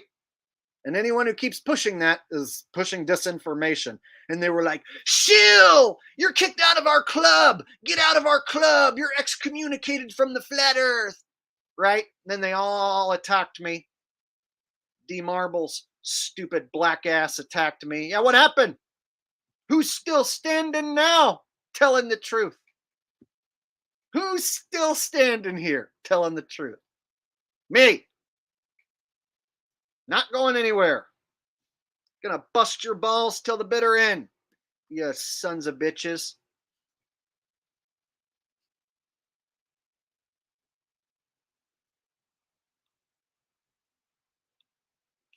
Holden coming in with a donation says, Jake, or you rule, Jake, you're number one. Please do your Alex Stein. Alex Stein, prime time on the grind, 99 on the grind on the time, didn't know on time. You don't know how I grind. I've been grinding on the 9 on the time. I'm a pimp on a blimp eating shrimp. Pimp on a blimp with a tiny dick, and I'm eating a tiny shrimp dick. Pimp like that. There you go. Little Alex Stein for you. Thanks, Holden. I appreciate the donations, buddy. Oh, speaking of Alex Stein, who did he hang out with? Alex Jones, Jeran, and David Weiss. Whoa, what the fuck? What are the odds? Alex Stein has hung out with David Weiss and Jeranism and Alex Jones. What are the fucking odds? All the people I'm talking about have hung out with Alex Stein. Wow. So when I say shills of a feather flock together, yeah, that's a real thing. Shills of a feather flock together. And they cross-promote and cross-pollinate each other. That's how it works. Sometimes they'll have fake feuds. You know, like Jeran will be like, don't listen to RV Truth. He's a bad guy, blah, blah. You know, that's because they've got their controlled opposition to their controlled opposition. See? Funny. Alex Stein just so happens to be friends with all these shitbags.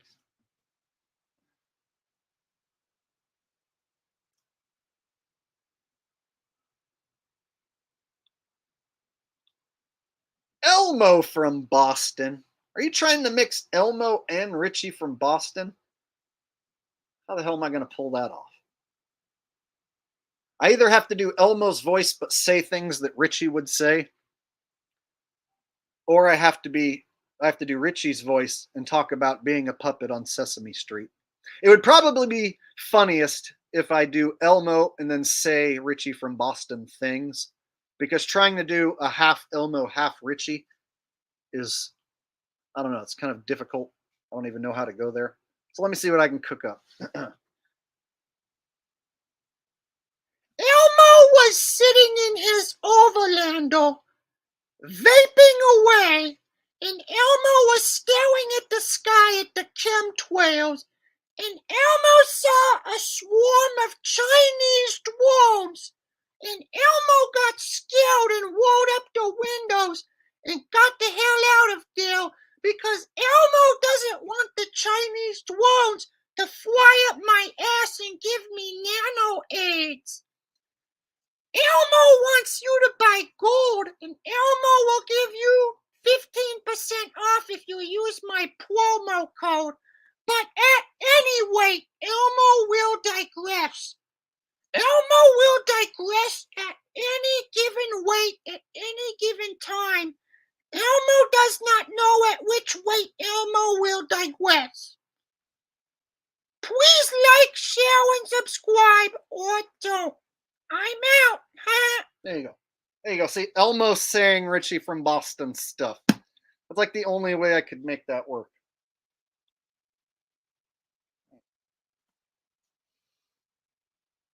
What do you think, huh? Elmo from Boston.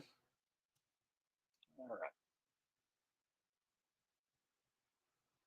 Because see, if I would have did it the other way and had Richie from Boston be a puppet from Sesame Street, that would have just been kind of weird. I'm a puppet on Sesame Street, and I have red fur, and somebody's hand is up my rear, controlling everything I say. And that is why I talk like this. All right. Moving on.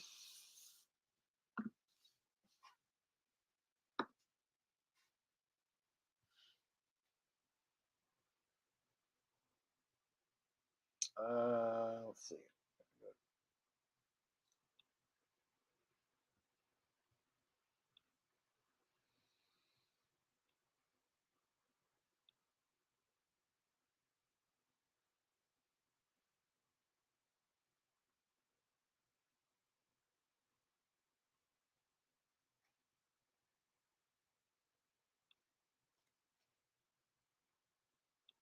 Of course.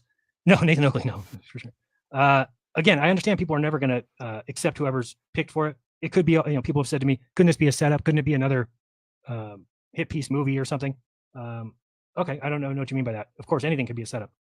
But if you're talking about a setup in which way that we go down there and see the 24-hour sun or we don't see it and it's a setup, so I guess I don't really see how it could be a setup. So help me out. I'm asking you guys, provide a mechanism for a sun to go behind me, provide a mechanism for what would be the reason of some sort of setup. Ultimately, I think if there's any setup here going on, it's that that they don't think that we'll go. And it'd be very easy to have a big scoreboard up that says 11-0, and then say, look, none of the flat earthers would go. So they don't stand behind their beliefs. So therefore, this is evidence of the globe. That's what I think is ultimately happening. And that requires people to be pussies. So need to do Austin and Eric Dubay if you want to get people who are the majority. Yeah, I would say Eric Dubay would probably be better than me, but because he has a better reputation. Sammy McBride, thank you very much, says, trust me. Jeran's not going. That was an absolute waste of time, dude. Stop trying to reconcile your cowardness. What? Makes no sense. He's not listening. This event isn't, oh, sorry, I'm not showing you either. There you go. This event isn't necessary. There's cheaper ways to prove the globe is impossible. Okay. But if I'm not paying for it and the sun going around you is evidence of a globe and not flat earth, then what's the problem? So Shilly, you see the way he's answering these questions? Oh, well, there's a lot cheaper ways to disprove the globe than going to Antarctica for this Shill experiment. Oh, well, this experiment does definitively prove the globe, though, not a flat earth. See? So Jeran's really pushing for this because he knows this is his out and he gets to finally be a globe-tard, which is what he really wants to be. And so he's been putting on a front. He's been putting on an act for so long, and he's so sick of it, he can't wait to become a globe earther. So he's setting the stage here, getting everyone ready for his eventual flip-flop. Oh, I wonder what the flat earth cult is going to think of Jeran flip-flopping back to the globe. Oh, it's going to be ugly. Your whole flat earth cult that you built for all these years going to turn on you, Jeran. Jeran doesn't care. That's his job all along, to throw the flat earth topic under the bus.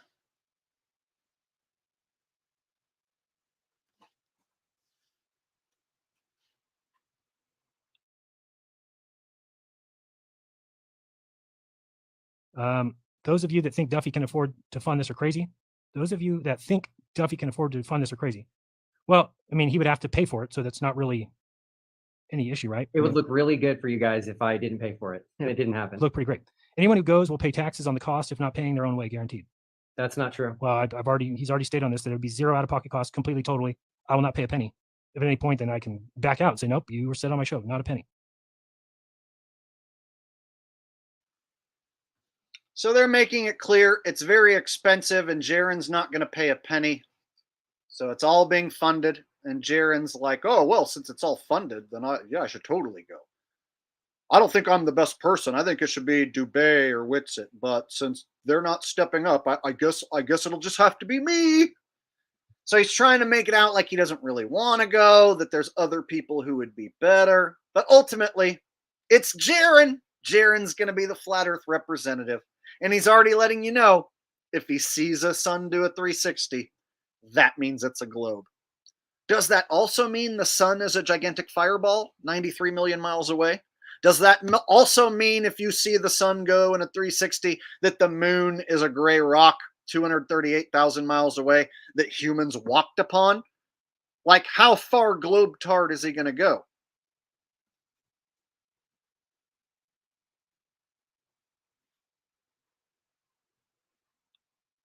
Someone asking me what my thoughts are on Sage of Quay. I haven't talked to him in many years. He was the first one to ask me to do an interview. So I did an interview many years ago, 2016. Haven't talked with him in, I don't know, 7 years, something. I can't remember the last time I had a conversation with him. So, and I don't keep up with him. So couldn't tell you anything about him.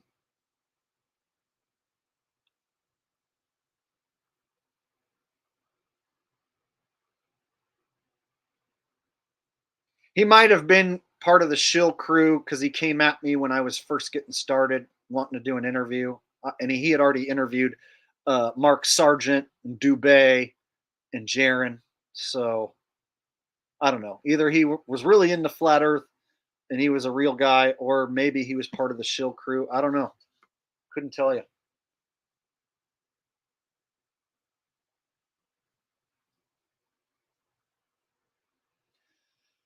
All right, I have another clip that I wanted to show.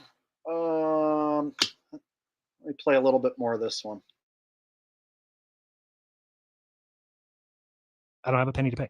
Bot herders, I would only trust Arwen and Dell. Sorry, Jay Sun says send me. So okay, there's people already saying no go. I vote Nathan Oakley. Okay, that's great. But there would likely be periodicity of both to appear and coincide. Sorry, I think the best part about being honest is you don't have to remember your lies. I smoke too much weed to remember what you think about me. Send Nathan Oakley. What type of chef? Okay, is that it? Oh wait, sorry. Let me get back to Eric Dubé. He has shown he can stand alone. He has shown that. I think Eric Dubé is good. You've not heard from him ever? I'm assuming. I heard from Eric Dubé for the first time last night. He messaged you. No, I commented on one of his videos and he replied. Okay, I think he'd be better, to be honest with you. I mean, I've always said he should be the first. Based on his comment, I don't think he would consider it. So. Oh, okay. Well, who knows?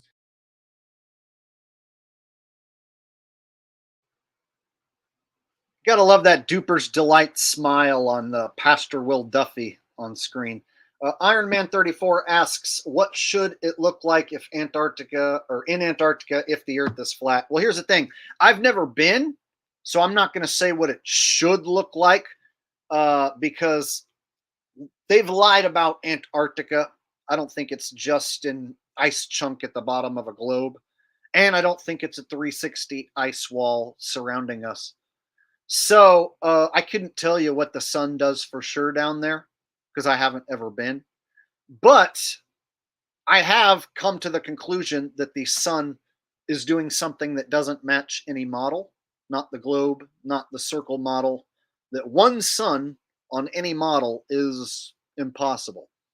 And so when I take the observable data that we can actually prove, and then you line it up with any of these maps or models, the only way you can make sense of it is if we all see our own sun.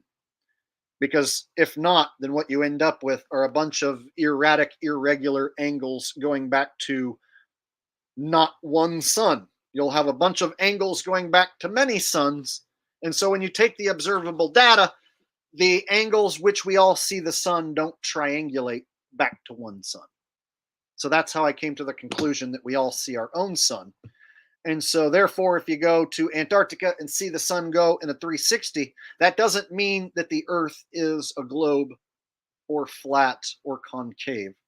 That just means when you go there to that spot, you see the sun do a 360. See what I'm saying? It doesn't prove that the Earth is curving downward to see something in the sky. And so trying to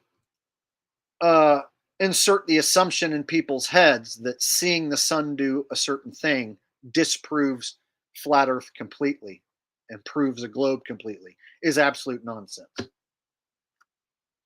And the fact that Jeran's not stating that just proves he's a shill.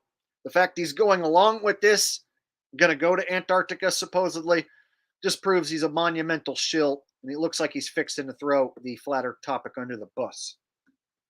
As scripted.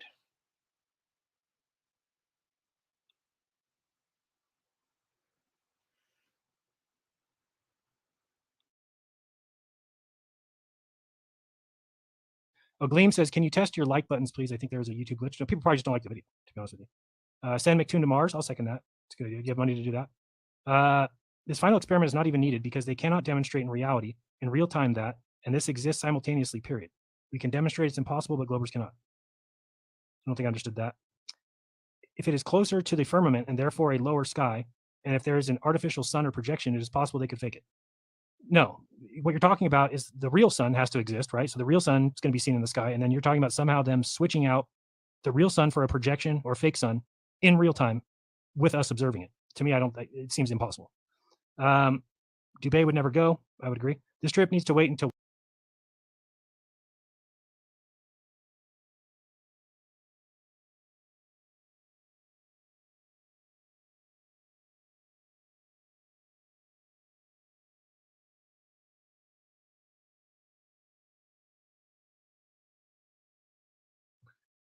I'm not made out for cold weather. Okay. However, I'm willing to go down there and do this. And I even was talking to Austin, like, man, if I ever chose to go down, like, I don't want to do anything else. I'm not going skiing. I'm not taking a plane to the South Pole. I don't want to see any penguins. There's really no desire in my heart or my mind or anything that makes me want to think I want to go down Antarctica. Okay. I don't like the cold. I think when it gets to be about 65 here, I can't stand it.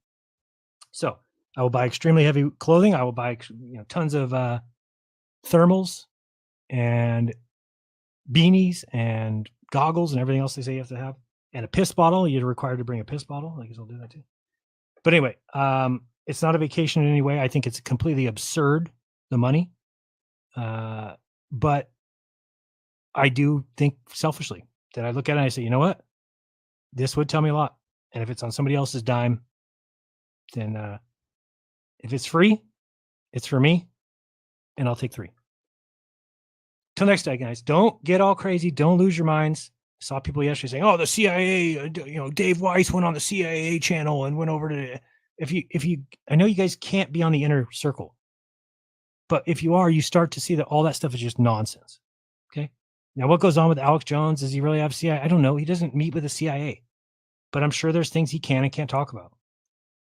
But to just see Dave Weiss go down and go on the show, this was all just normal stuff that goes on with podcasters and people just normal. So you're like, oh, Dave's CIA, give me a break. So now the CIA had Dave create the app. And I mean, it's just so stupid. So don't go there. I've said it before. Everybody who's a member can put it in the chat right now. Don't go full RV.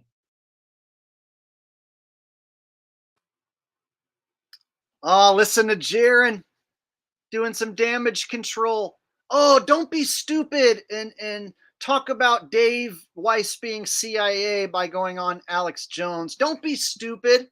And then he even said, like, you guys aren't connected on the inner circle and you never will get to be. So you just don't know what it's like to be an interconnected circle member.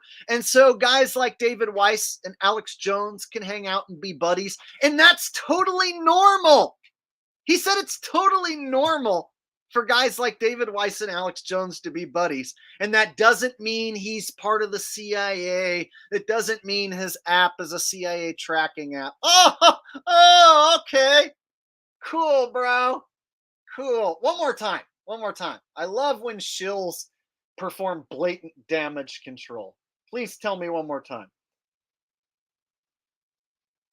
35. That makes me want to think I want to go down Antarctica. Okay.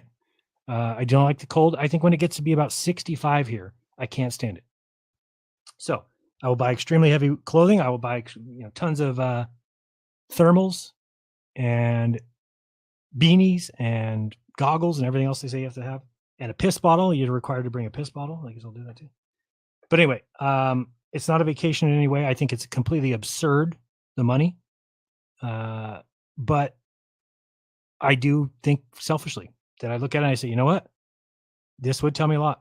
And if it's on somebody else's dime, then if it's free, it's for me, and I'll take 3. Till next time, guys. Don't get all crazy. Don't lose your minds. I saw people yesterday saying, "Oh, the CIA, Dave Weiss went on the CIA channel and went over to." If you, I know you guys can't be on the inner circle, but if you are, you start to see that all that stuff is just nonsense. Okay. Now, what goes on with Alex Jones? Does he really have CIA? I don't know. He doesn't meet with the CIA, but I'm sure there's things he can and can't talk about. But to just see Dave Weiss go down and go on the show, this was all just normal stuff that goes on with podcasters and people just normal. It's just normal stuff with podcasters, So like if I went on Alex Jones' show, it would be no different, if Mr. Beast went on Alex Jones' show. It's just, we're all just podcasters, Mag Truth gonna go on Alex Jones' show, and who the hell? Richie from Boston gonna go on Alex Jones' show. Yeah, we're all just gonna go on Alex Jones' show because that's just what we do. You guys aren't in the inner circle and cool, internet dudes like us, so you just won't know what it's like to be connected. Totally normal to go on Alex Jones' show. No, it's not. No, it's not. Mark from Melbourne 2 says, what about Dell's argument? From what I've heard, I guess he's on the earth is going upward, and I don't agree with that at all. I don't think the earth is moving. And so if Dell's new thing is that the earth is going upward, I'm not convinced. I don't really watch Dell, but I heard that he's now saying that the earth goes upward. That's what I've heard.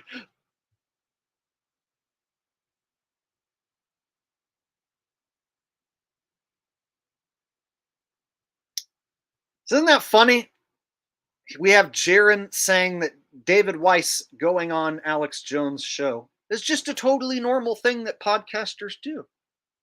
And people like you know, you're small time nobodies. So you don't understand what it's like to be a big time cool bro podcaster. And so big time cool bro podcasters, they hang out, they schmooze. It's, you know, David Weiss, Eddie Bravo, and Alex Jones, you know, they're all connected in the circle and you aren't. But that doesn't mean they're part of the CIA. Like the CIA doesn't tell Alex Jones what he can and can't say. And Jeran knows that for sure.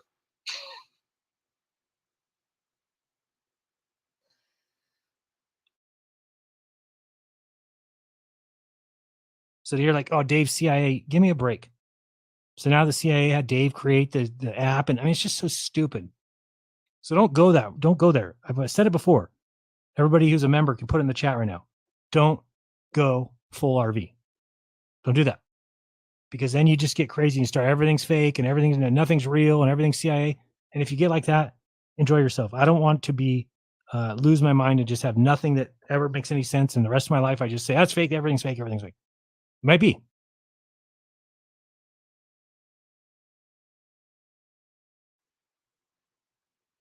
See there, he says, don't go full RV, as in Russian vids. Oh, cross promotion, right? That's Jeran's fake nemesis. So RV's on the same team with this evil shitbag Jeran, but they have these little fake wars and fake tiffs against each other where they cross promote, cross pollinate each other. And see, so Jeran's saying, don't be like RV. Don't think that Dave hanging out with Alex Jones is a bad thing. No, it's totally normal, and that's just what regular podcasters do. They're just being good old regular podcaster people. And you wouldn't know any better because you're just not connected.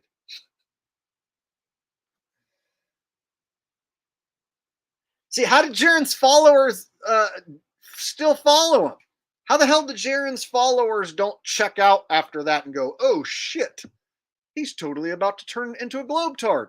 He just totally promoted David Weiss going on Alex Jones as being totally normal. What?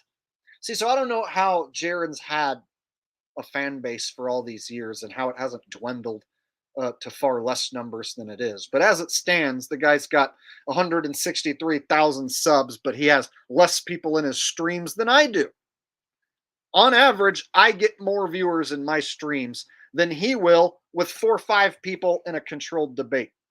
Jeran has to go get a couple globetards and a couple other flat earthers and have a controlled debate to even maybe get as many viewers as I get by myself. How is that? How does that work? And he supposedly has 163,000 subs. Needs people's help just to get anywhere near as many views as me by myself.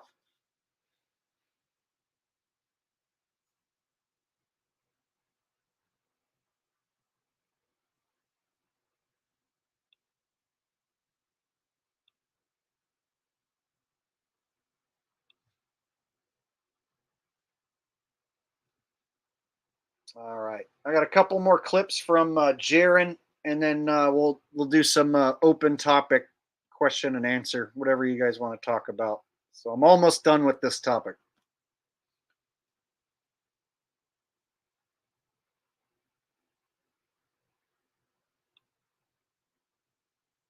Says it would seem to me that by calling it the final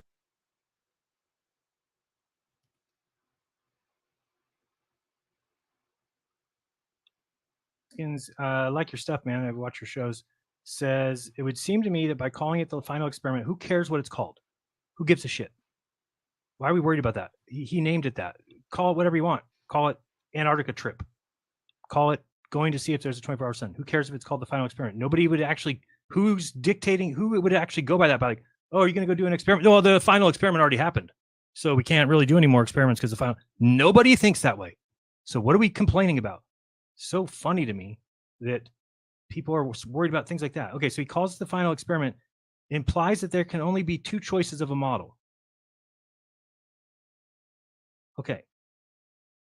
There is the flat earth model, which basically has one general idea. Sure, there's a couple of outskirt ones, but for the most part, it's the AE map. It's a round model. We kind of have the continents laid out. Great. That model in no way ever can explain a 24-hour sun in the South. Now, if I'm wrong about that, I've been doing this for 9 years. Great. Maybe I have a blind spot. So tell me the mechanism so that we can get out in front of this. If it cannot, well, then there is a very mutually exclusive. There is a one model that has a answer for that. And the answer matches perfectly with their model. So if evidence after evidence like that were to come up and you're just like, no, I dismiss it, then to me, I just don't get it. Then what have we been saying there isn't a 24-hour sun for? Then I shouldn't have been saying that for 9 years. I should have been saying, even if there is one, well, it doesn't mean that there's not another model. No, because the evidence shows us that there's not. So we have to stand behind that and say there's not one. Period. So to me, it's like,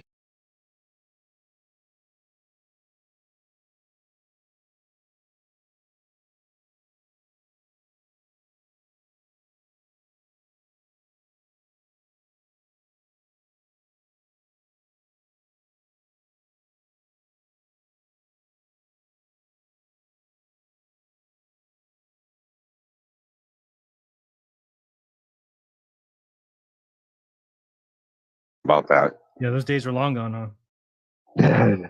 No, I don't think so. I think if we manifest them, we create them. So, and going to the eclipse if you get a chance. Man, some question. I'm just looking at people in the chat. What does that mean? Is Duffy a government agent? So what would that mean if he was? So that by him offering a free trip and then they're going to fake the sun. I don't even get the question. Like so what are we afraid of? He's a government agency. So you really think that two people are going to get chosen for this trip and McKeegan, and there's going to be a flight and they're going to kill us all? So you don't think that that's what the government is the last thing they want? They do not want martyrs. If a bunch of people going down to Antarctica to see the sun all die in a plane crash, and you guys sit around and don't do shit about it, then it's on you. Wake up. What would that mean? We don't need to question, oh, is he a government agent? Does he work for the FBI? Does he work for the CIA? I don't give a shit. Anyway. So Jeran's audience during his call-in stream is busting his balls about this supposed final experiment, and they're asking him things like, hey, could this be a setup? And then could this guy be some sort of government agent? You know, perfectly acceptable questions, right, that they're asking him in my book. And he's like, no, of course he's not a government agent. No, that's just crazy that you would even think that. He's just trying to like dodge and deflect these questions. People straight up asking him about him being a government, this Will Pastor guy being a government agent.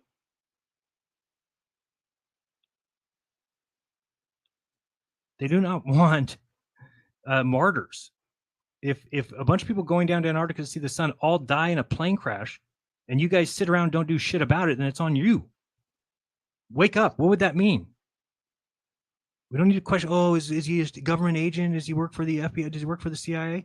I don't give a shit. And he doesn't give a shit. That was the line I was looking for. Oh, is he a government agent? Does he work for the CIA? I don't give a shit. See, Jeran doesn't give a shit. Literally, right out of his mouth, people ask him, hey, what if this guy's a government agent? I don't give a shit. Jeran's words, not mine.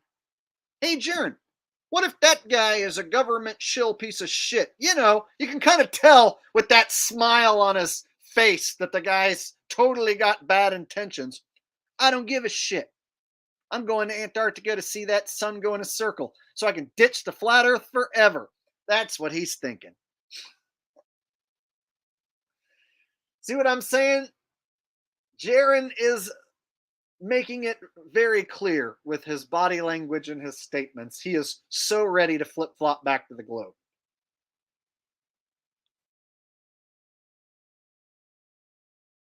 Anyway, go ahead. Sorry. No, It's just shocking to me. I can't believe that people have no. No balls, no Uh, heart, no. I mean, yeah, it's just crazy. And I should have expected. I should have expected it rather than just say, because if I'm somebody and I see this happening, I would just go, "Oh, interesting. Jeran might go to Antarctica to see a 24-hour sun." And if he sees it and he says he does, and I don't believe him, then I'll just not believe it. It's that simple.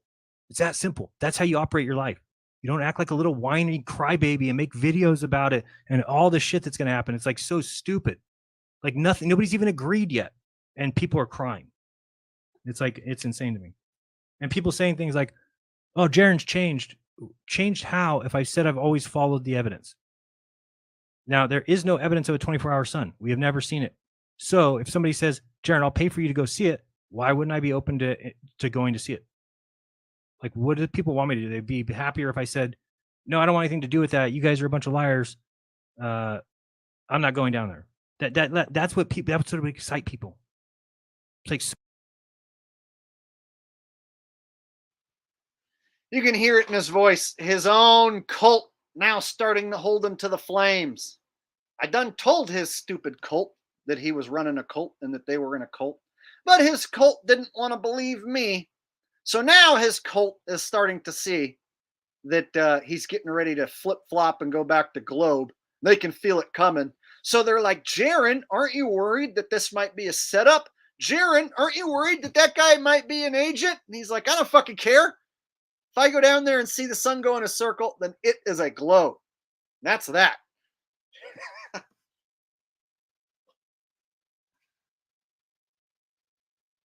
You can tell by his body language now. People are flip flopping on him. Oh, it feels good to be vindicated. Feels good. You know, it sucked to be the guy that was telling the truth and have people flip flop on me. It happened many years ago. I'm over it now, kinda. But it's nice to see it happening to him now on his channel with his cult. It's awesome. Because when I told people back in 2017, one sun going around in a circle over that AE map is not right. And the guys like Jeran, Eric Dubé, Mark Sargent, David Weiss, they're just straight up lying. And if they don't correct their info and admit that they're wrong, then they're fucking proven liars and shills. And so I was basically excommunicated from the flat earth cult community. You know, people were unsubbing from me by the thousands. And then all these years later, I'm like, I told you these guys were shills. So now Jeran's getting ready to flip flop Globe, and his own cult is now holding him to the flames, asking why he's doing this and how it's supposed to prove a globe. And Jeran's like, "It does, okay? If I go down there and see the sun go in a circle, it proves the globe definitively. And you don't have balls if you don't agree with me." He's already went to the "you don't have balls" line. I have balls. I'm going to go to Antarctica. You don't have balls. You're not going to Antarctica.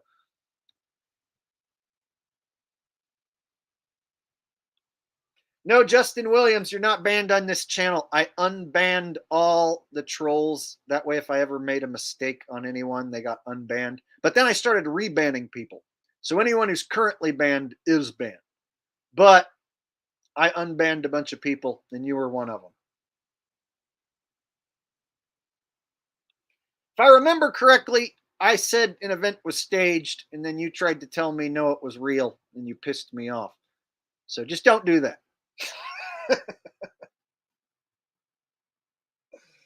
All right.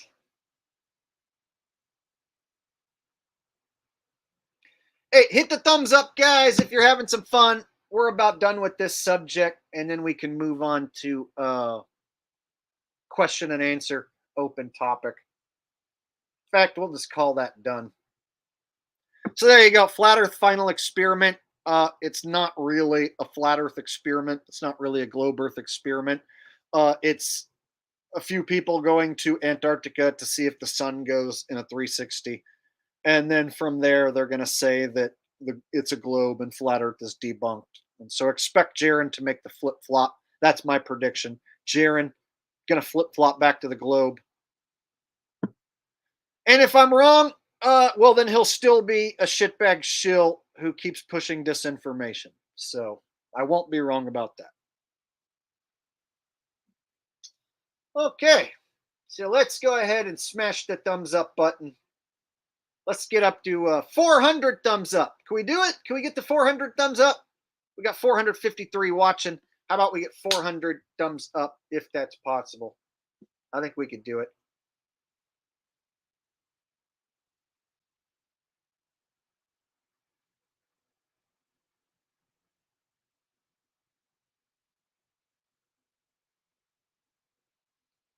Got 337 on my end. Can we get to 400 thumbs up?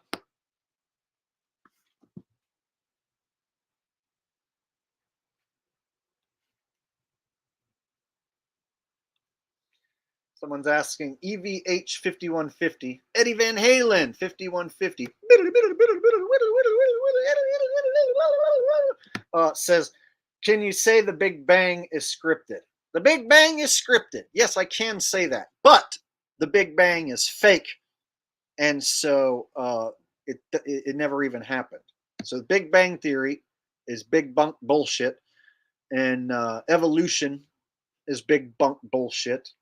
Earth being a globe in outer space is big bunk bullshit. And all those things go together. So when you pick them apart and debunk one thing, it basically trickles down and debunks all the rest of them. So beings that Big Bang is big bunk bullshit, that also means dinosaurs, big bunk bullshit. That also means the Earth forming the way they say, with a bunch of materials all coalescing together, is all big bunk bullshit. So once you debunk one part of their bullshit, like I said, it trickles to all the rest of the bullshit. Categorically debunks all of it.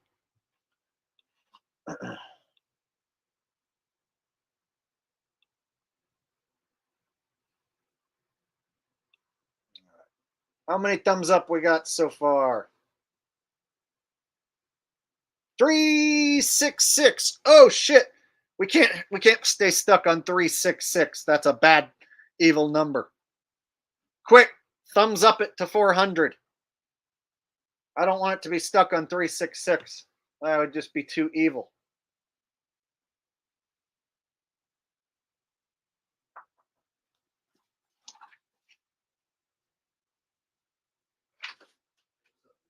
Huh? Oh, yeah, I am doing a live stream.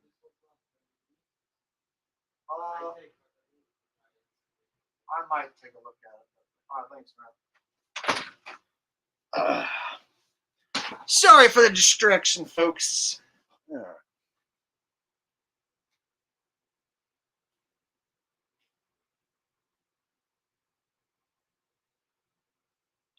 Smash the thumbs up for me, please. It will make me feel better. It will make me a happy, happy boy. What's the official count?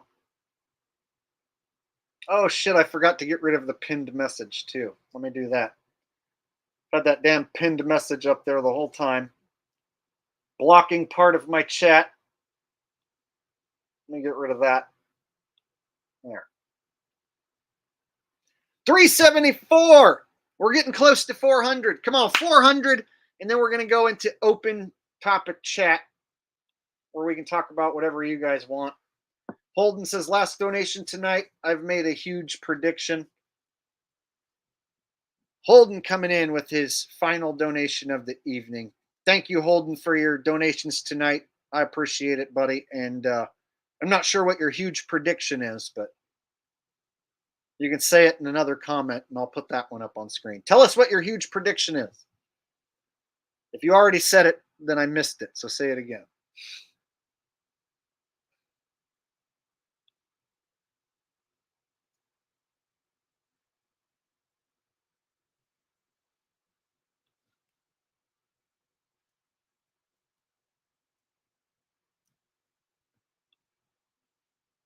Diego says, your handler. No, it is another dude who rents an office here. There's some food out in the kitchen, and he was mentioning if I wanted to get some of it, and I told him I was busy doing a stream. So this is nothing, basically.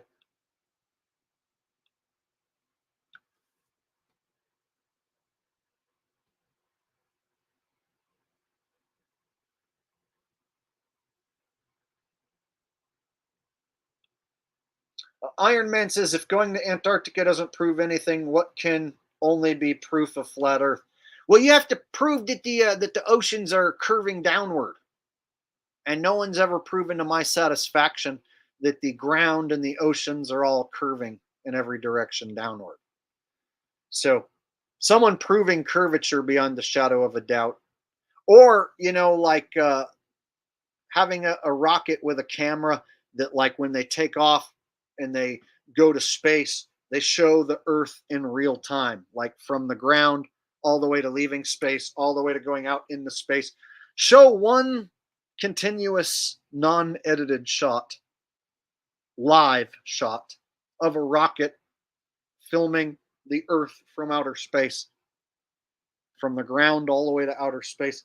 I'm not saying that they couldn't fake something like that, but the fact that they don't have anything like that.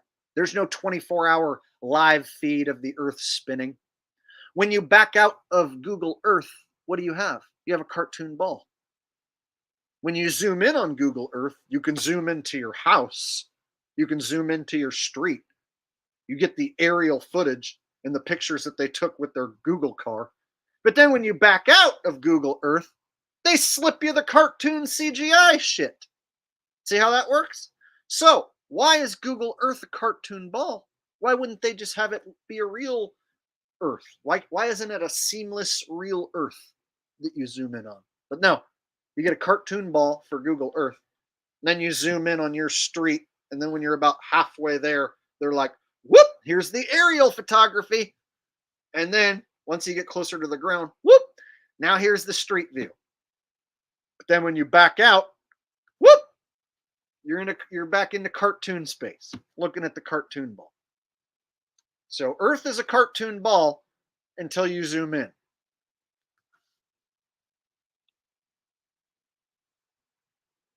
Every picture of Earth should be seamless, real looking in every way, and it should match up to all the other ones. But they don't. Some of them are bright blue, some of them are dark blue. The continents change sizes. Sometimes the continents are more green, sometimes they're more brown.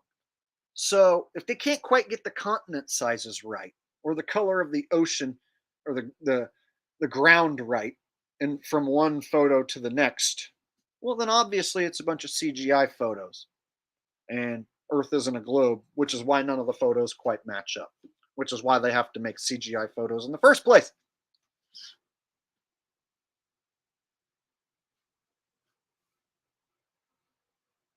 I mean, oh, this guy, well, we got somebody here's like never heard of this topic. Yeah, Earth not a globe. If you believe in a globe, then you might as well believe in Santa Claus visiting everyone's home with magic reindeer. A globe Earth shooting around in space with a gigantic fireball sun and a little itty bitty gray moon that men walked upon is a fairy tale.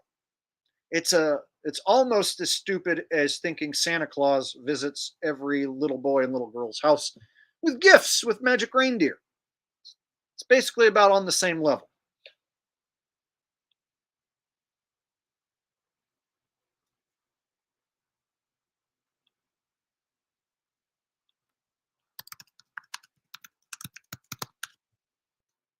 For instance, let me just type in Earth from space here, show you what comes up. All the pictures should be seamless and look totally real. Like all of them should match up, and they don't. See, like this right here, completely different picture than this one right here. And furthermore, this one right here has copy and pasted clouds. Watch.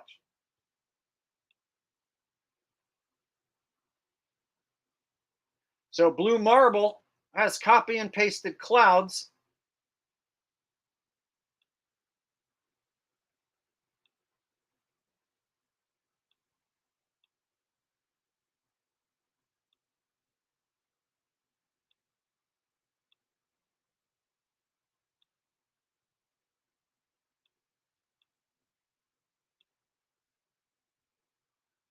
And so right here, if we zoom in,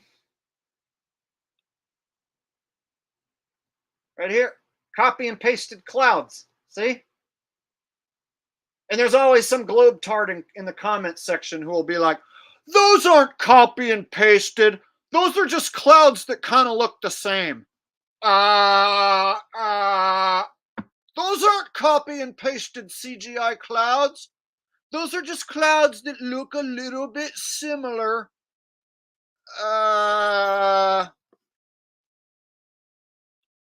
Why are there fucking copy and pasted clouds? If the Earth is a fucking globe, you shouldn't have, let me get there, right here.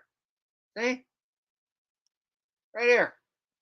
The Earth is a globe, then why are there copy and pasted clouds?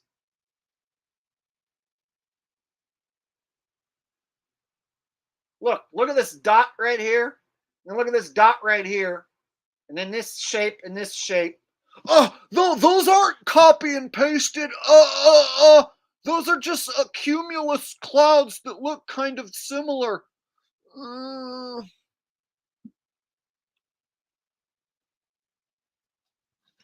I got a super chat that just came in. Let me go back and rustle it up.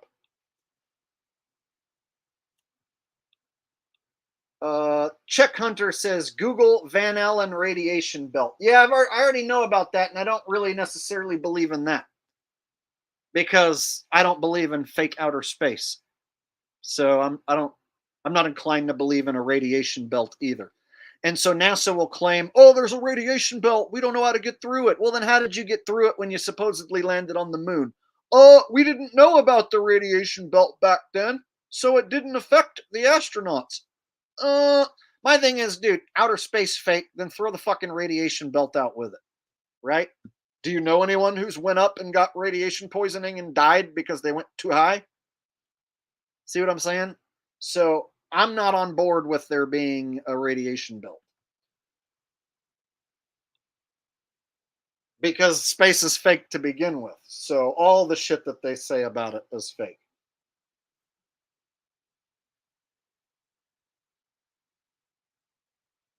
So back to my point, how it's all a bunch of damn cartoon balls, and you can find copy and pasted clouds. Like, oh, is this the real one? Is that the real one that's not a cartoon? That one? Nope. Looks like CGI crap to me.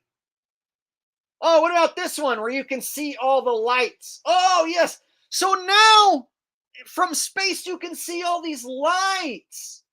Oh, well, what about all the other globe pictures which don't show any lights? Oh, well, it's daytime in those shots, whereas in this one it's like nighttime. Oh, well, then what's this thing over here? Is this the sun or is this the moon? So you're telling me from space you can see this much light on the Earth? Every little city, every little town. Oh, yes, that's got to be one of the real ones, right?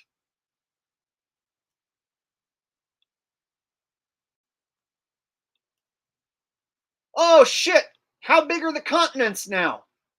Looks like they forgot how big the continents were, you guys. Don't you love these ones where the continents are too goddamn big and there's not enough room to fit everything?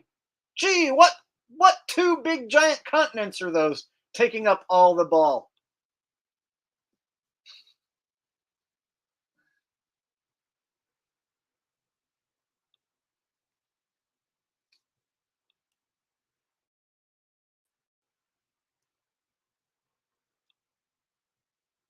Oh, yes. So this is Africa. So that means on the other side of the ball is the United States and the entire Russian continent and Asia. It's all tucked away on the other side, right? Here's Africa, blue marble. And this blue marble's a lot prettier. This blue marble seems to be way more blue.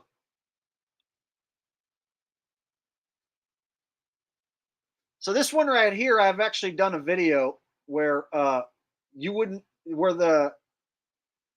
able to see it lit up like that at the time when this photo was supposedly taken. So I've actually debunked that shot. Look at these ones. Which one is the real one? This one? Is that the real one?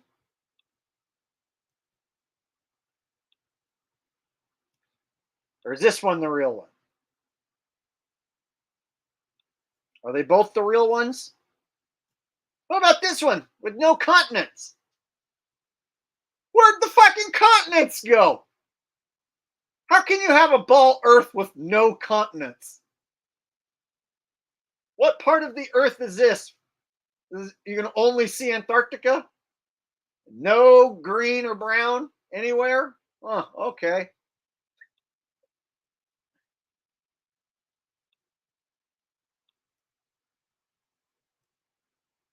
Can you see the stars in outer space?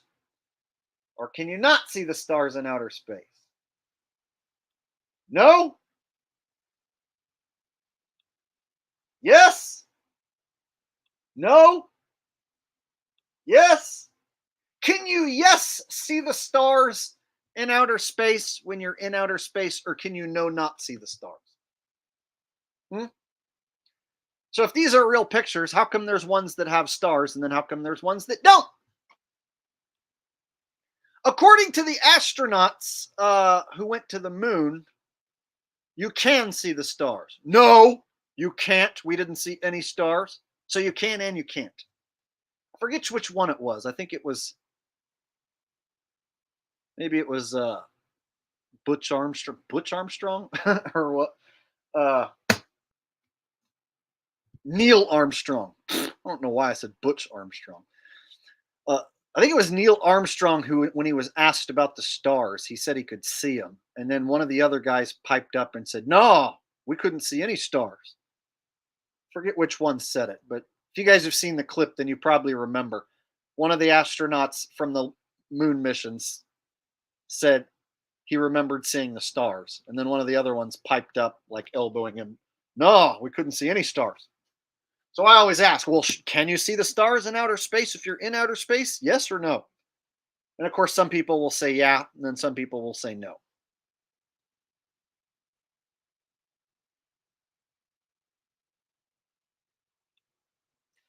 Yeah, Don Pettit said you can see all kinds of stars and stuff, but Don Pettit can barely even string together a sentence.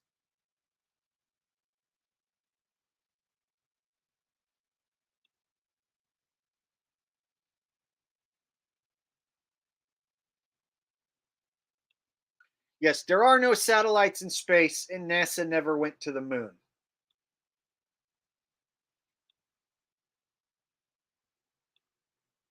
And so when you look at the supposed evidence for globe Earth, what do you really got? A bunch of CGI cartoon balls?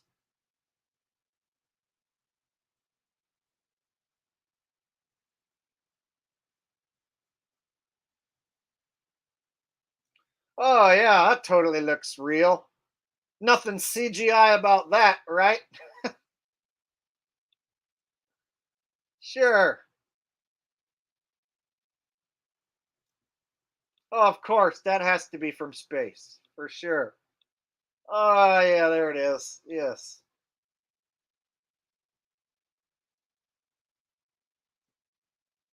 And this one, of course, was taken from the moon, right? Is that how big Earth is from the moon? Is that what Earth looks like from the moon? Huh. Okay. Oh, look at this one. Oh, that's the most realistic picture of Earth I've ever seen. Sure.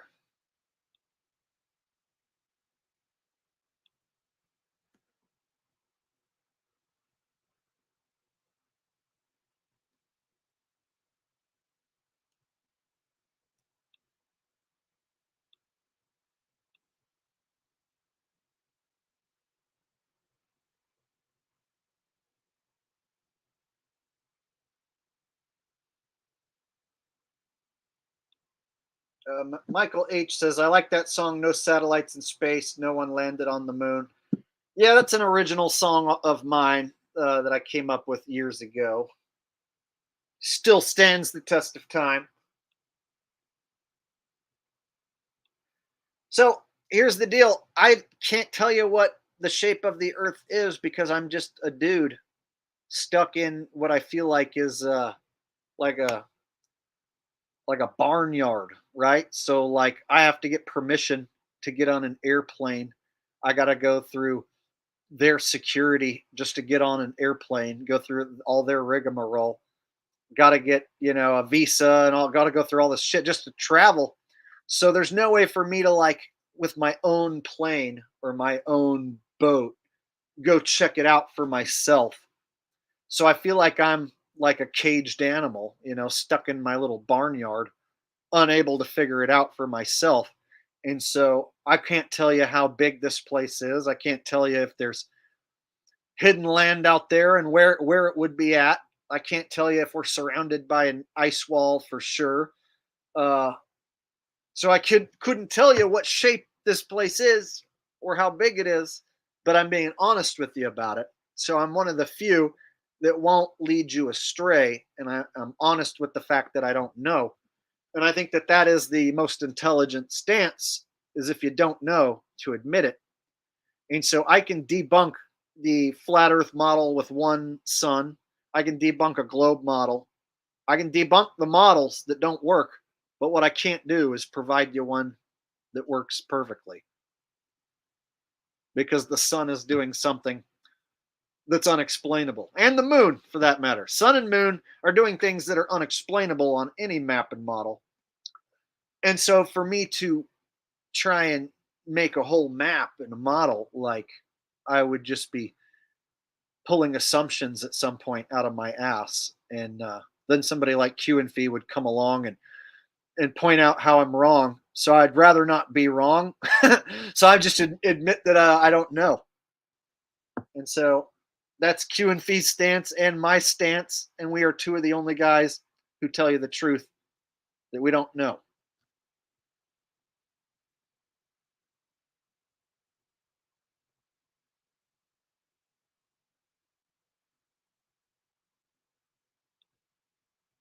Rose with an interesting question. Maybe someone can answer it for her.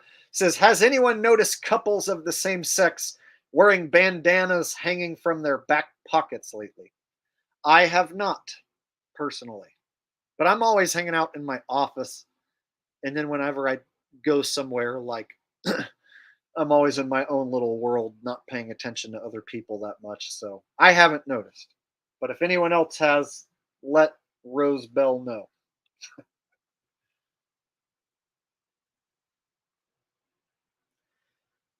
All right.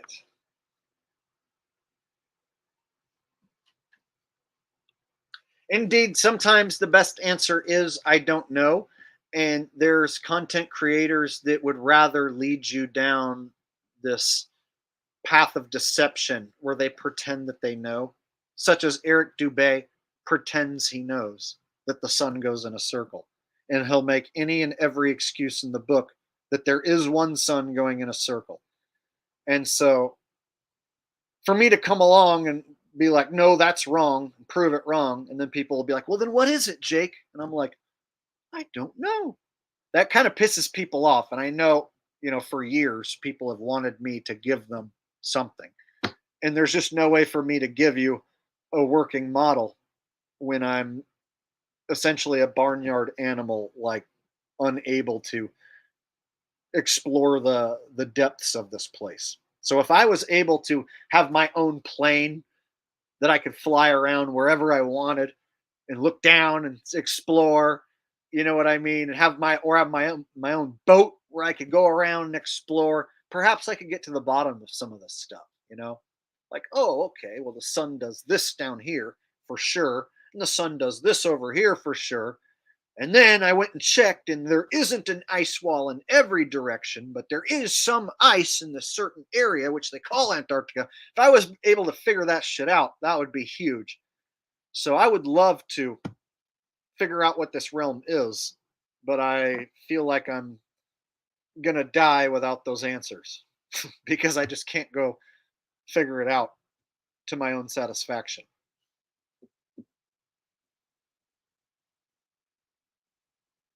So it sucks to think that, okay, I'm going to die without the knowledge that I want to know. But at least I know what this place isn't. So I know that this realm is not a spinning globe in outer space. I know that I'm not a little speck of nothingness that evolved from a monkey. So I at least know that this place is special, magical, and I am a unique individual who has figured it out and can see through the bullshit. But what I can't do is figure it out perfectly and then serve it up to you. Like, here's what it is. I figured it out, and my model works perfectly. Here you go. I solved the world.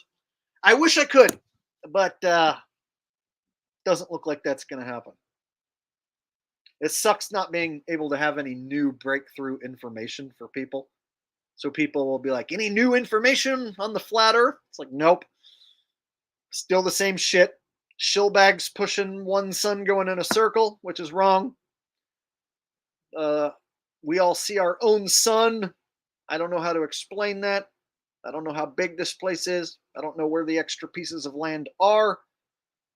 If there even are extra pieces of land, I don't know how big Antarctica is. I don't know if we're surrounded by ice. But I got to the bottom of the sun. We all see our own sun. And I got to the bottom of that with the help from Q and Feet. OJ and Toothpaste says, Jake, Bobby Hill, and Hank's thoughts on flat earth. Dad, I heard some kids talking about flat earth at school today. Do you think that the earth could be flat? Damn it, Bobby. I don't ever want to hear you say anything as ridiculous as the earth being flat. Damn it, Bobby. Go to your room for the rest of the night. Me and Peg are going to be grilling some hamburgers out on the back porch. Bobby, you're going to be going hungry tonight. But Dad, I was just asking. Bobby, go to your room right now and stare at the globe for the rest of the night. Damn it, Bobby.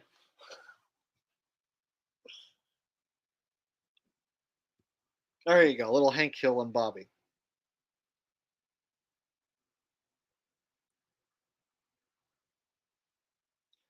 Peggy, do you know what our son just said? He asked if the earth was flat. I'll send him to his room, of course. Told him he couldn't have dinner with us. He's not going to be eating any of these propane burgers. I sell propane and propane accessories, and I don't want any of my customers to find out I got a boy who believes in the flat earth. All right.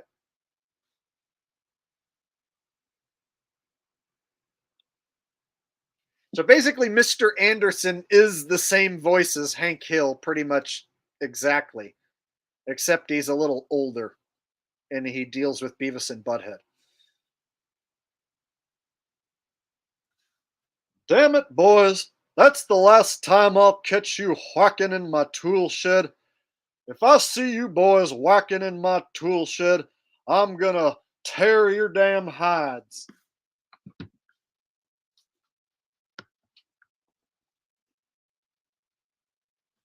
Those damn boys are always trying to break into my tool shed. They're always whacking away, whacking in my tool shed.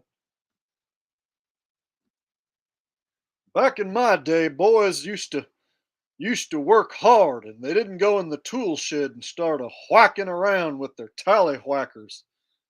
Back in my day, boys had respect for their elders. There you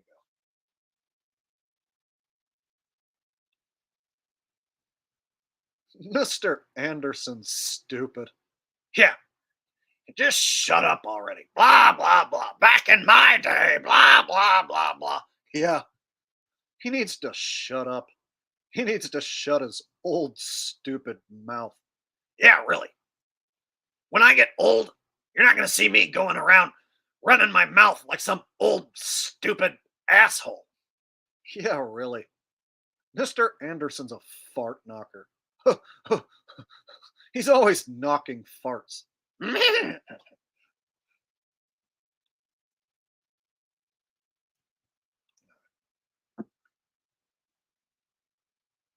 What about Johnny Knoxville on Flat Earth? I don't think I've ever tried to do Johnny Knoxville. I think that would be a first for me to try to do Johnny Knoxville. And I haven't like watched Jackass recently, so I don't know how good it'll be.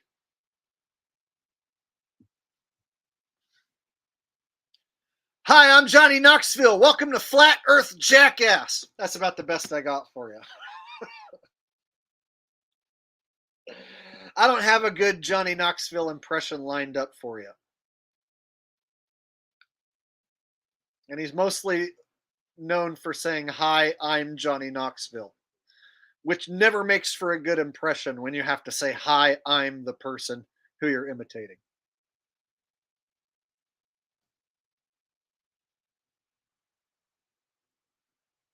I wish I had a better Johnny Knoxville for you, buddy. So now you're going to give me Cartman instead. Oh my God, you guys. Kyle is such a dirty Jew. He probably still thinks that the earth is flat. Ma'am, can you please not make me go to school tomorrow?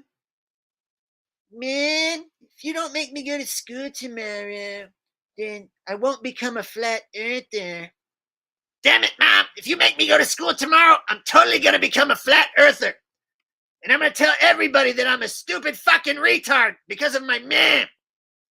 I'm going to tell everybody I'm a stupid fucking flat earth retard because my mom wouldn't let me stay home from school.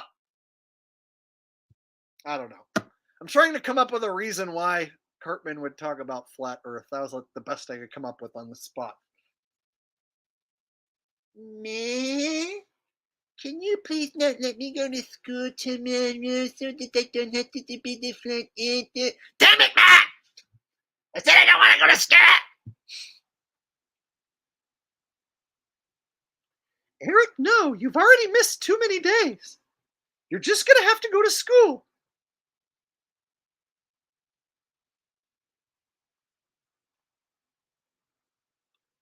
My mom says there's a lot of black people in Africa. Hey, I want Cheez-It, Pat! And that's like the old original Cartman. Old original Cartman, you could just be like, my mom says that black people are gross. Cheez-It Puffs! And that was like considered a good Cartman impression. But then over the years, like they have software to where the guys who do the voices can talk normal and the software does the fucking voice for them. So now nobody actually has to do the Cartman voice. The Cartman voice is actually software. And Trey and Matt, all they do now is just talk normal, and then the voice fucking comes out as Cartman. Fun fact. All the South Park boys are now done through voice changing software. So they can just talk regular, and the fucking software changes the voice for them. Rose Bell says, would you please do silent Stephen Hawking impression? Okay, I'll do two impressions. I'll do Stephen Hawking being silent, and I'll do his box, which talks for him. All right, so Stephen Hawking, of course, is my impression is going to look something like this.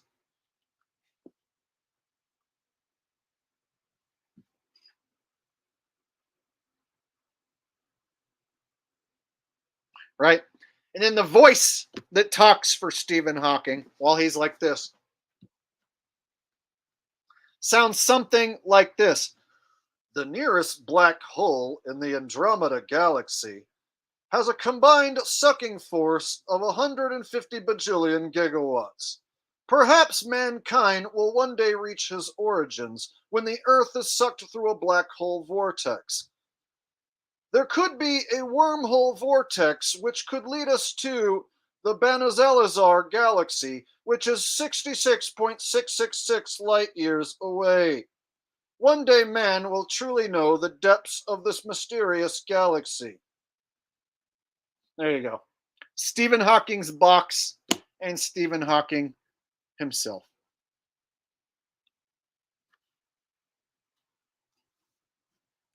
Don't you love that? How people actually believed that the box was actually saying Stephen Hawking's thoughts, and he could control what the speaker box said. No one else has that technology, but he did. He could just like think some thoughts, and it would come out of the box, right? Or no, it was his cheek muscles or whatever, right? He could control the words with his cheek muscles, right? The words would come out perfectly. You notice how the box never accidentally stumbled over his words? Never accidentally said something that he didn't want to say? The nearest quasar comet Andromeda galaxy, which is 58.9 billion light years away, and oops, I think I just shit my pants. Whoopsie, I did not mean to say that. Right? He never accidentally said anything that he didn't want to say. The Milky Way galaxy extends far beyond the reaches of the human mind capacity, and I just took a poo-poo in my diaper. Can somebody please change my diaper right now? There you go, Rose. Hopefully that's Stephen Hawking enough-ish for you. Imagine wheeling out a wax dummy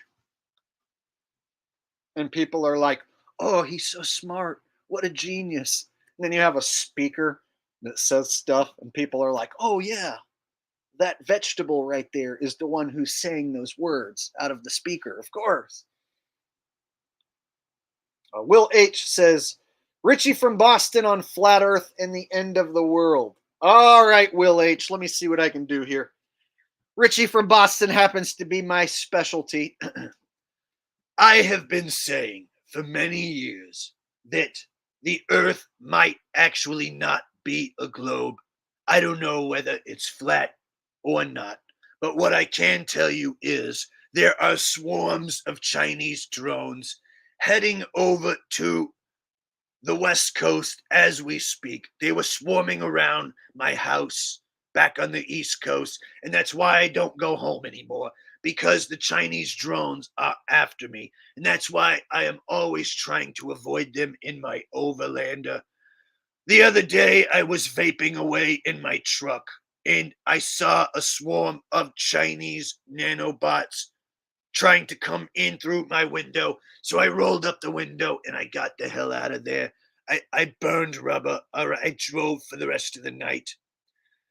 And I ended up camping somewhere out in the middle of the desert, trying to avoid those little nano drones. And what I can tell you is you need to get right with God. The only chance you're going to have of avoiding the inevitable rapture in the end of the world is getting right with God.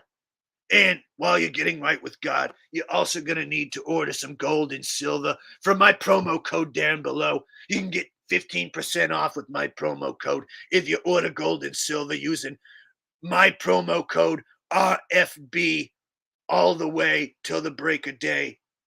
Shenay. That's my promo code. Order now or don't. At any rate, I digress. Like, share, or subscribe, or don't. I'm out. Did I say shenay? What the fuck was that? I don't know. Cesario Serrato says you easily look like a young Robert De Niro and Mike Shanahan. Those would be easy impressions for you. I have been told I look like Robert De Niro, a young Robert De Niro, many times, and I don't think I've ever been told I look like Mike Shanahan. So I think that's a first that anyone's ever told me I look like Mike Shanahan. So that's new. De Niro, I've been told I look like young De Niro probably 1,000 times or more. So that one I'm used to and have heard plenty of times. I don't really do a current Robert De Niro impression, as in I don't do like libtard Trump hating Robert De Niro, but like I do the classic like look. I can do the classic Robert De Niro look. You talking to me? I can say you talking to me, but I can't really do a current Robert De Niro. I haven't tried or worked on it, but I can squint my eyes.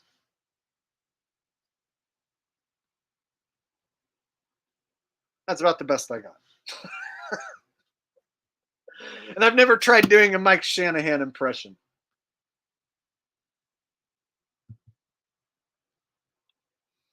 OJ and Toothpaste says, how is High Impact Fix Powder doing, Jake? I haven't watched or heard from High Impact Flicks in a long time, but I used to do an impression of him. Order right now. Use my promo code down below, and you'll get 15% off My Lab Made Powder. My Lab Made Powder has all the key ingredients you need to live a healthy life and look jacked and buff like me. Joe Biden is making it painful on Americans at the gas pumps. Did you hear what Joe Biden said today? Joe Biden said something crazy. These Zios, they don't want you to know the truth about collagen and My Lab Made powders. Order now and order My Lab Made collagen if you want to have healthy bones like me. I don't know. I haven't done that impression in a long time, but yeah, High Impact Flicks. I haven't seen him. I think he got taken off of YouTube or something. I don't know.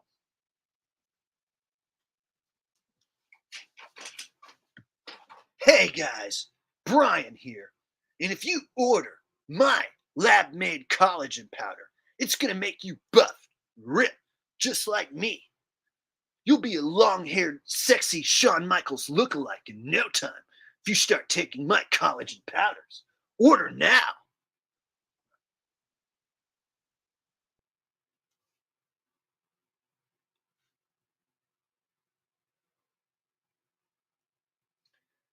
Thank you, OJ and Toothpaste, for all your impression recommendations.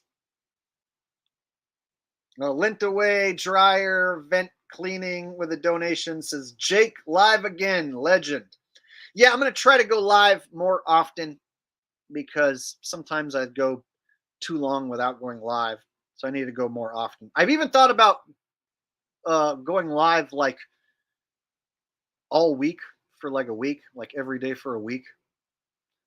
But then, I have to like come up with new ideas each day.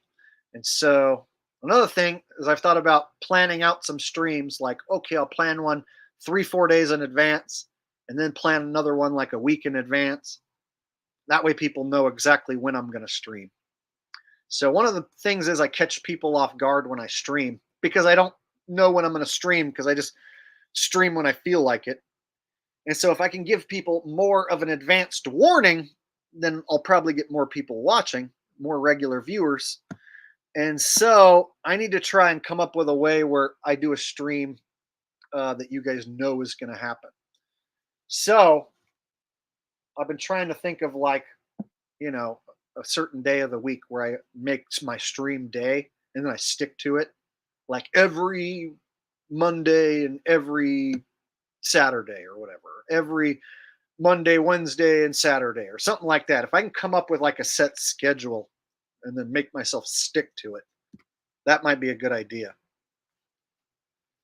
I just know how I am, and I like to do shit at the spur of the moment. So having a schedule kind of goes against what I normally do. But I think it would help if I was to pick a day, at least like a week in advance or 3-4 days in advance, and then have everyone know like that's when I'm going to stream, promote it ahead of time so that people know, oh yeah, tomorrow night Jake's going to stream, rather than me catch you off guard and have you miss half the stream or all the stream. Thank you, Lint Away Dryer and Vent Cleaning, for your donation, buddy. Piscean Kiwi says, I'm fixing to eat my neighbor's laughing emoji. You talking about your neighbor's ass? I don't know about you, but I'm so sad. I'm so sad that Trump's under indictment. They found Trump guilty. It's making me so sad. Oh, so sad that the country's crumbling. Oh, boo-hoo. The only thing I can think that might cheer me up just a little bit, some of my neighbors' ass. I'm going to chop it up and size them up and haul them up that chain. Going to saute my neighbor's ass in some butter with some fava beans. It's going to be good. Going to have me a feast of lefty liberal neighbor's ass. It's going to keep me from being so sad. Thank you, Piscean Kiwi, for some New Zealand money. Look at this, you guys. My reach reaches all the way across the Pacific Ocean to New Zealand. We got a Piscean Kiwi New Zealander here hooking me up with some New Zealand currency. I love it. Thanks for watching. Linked away dryer vent cleaning says you should do FB again. The revenue is crazy. Crazy money for text posts, videos, reels, etc. You can reshare all your content there. I'm on Facebook currently. What are you talking about? There's no revenue on Facebook, is there? Since when is there revenue on Facebook? You should. And I'm on Facebook, so every time I have a new video, I post a link on Facebook. So the only reason I use Facebook is to post my links for my videos. So Facebook to me is like a telephone pole where I put my poster for you to come see my band. So basically, I just use Facebook as a promotional center.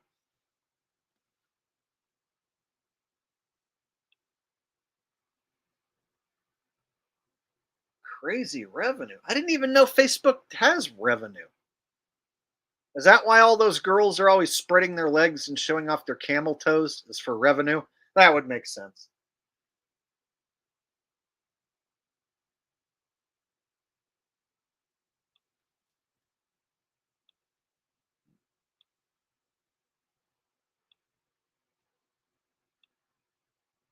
OJ and Toothpaste says Jake Rose sent you a super chat. Yeah, she sent me one asking me to do a Stephen Hawking impression, and I did. Unless she sent me another one. You're gonna have to linked away dryer vent cleaning. You're gonna have to explain to me how you're getting monetized on Facebook. I didn't even know that you could make money on Facebook. That's crazy.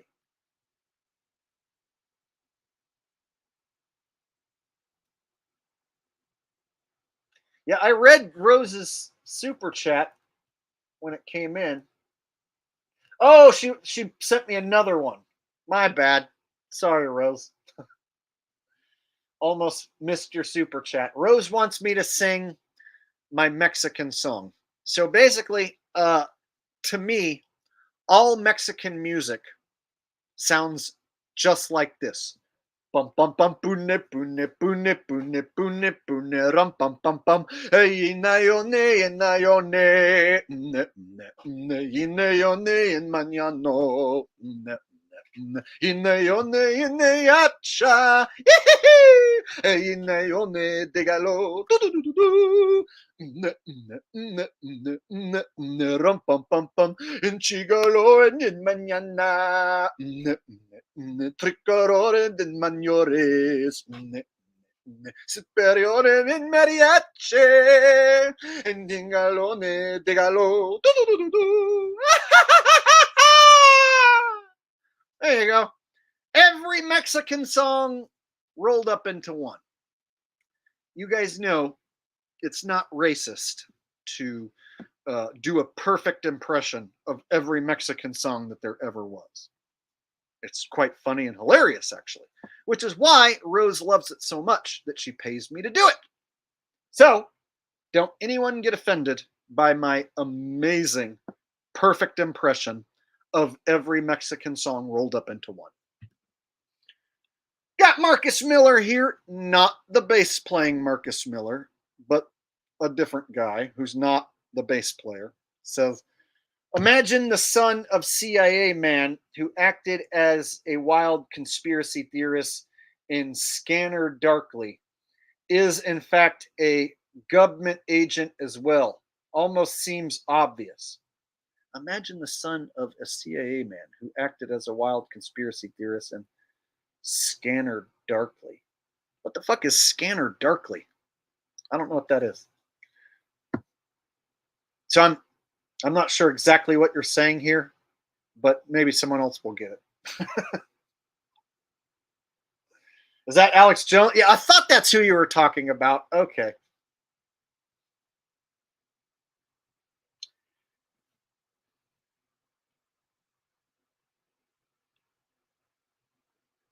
How could anyone still not know that he's a shill? That's what's weird to me, is that there's still people who think Alex Jones is legit and they still fall for his shit. How does that work?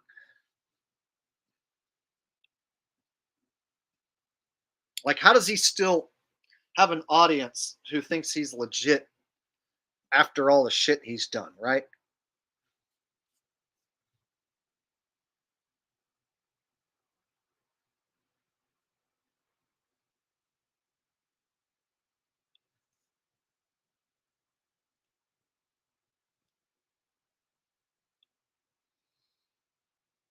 Okay, I'll have to email you because yeah, if I can post I have so much content that if I could just upload my content to Facebook, old content, new content, whatever, and make any sort of money out of it.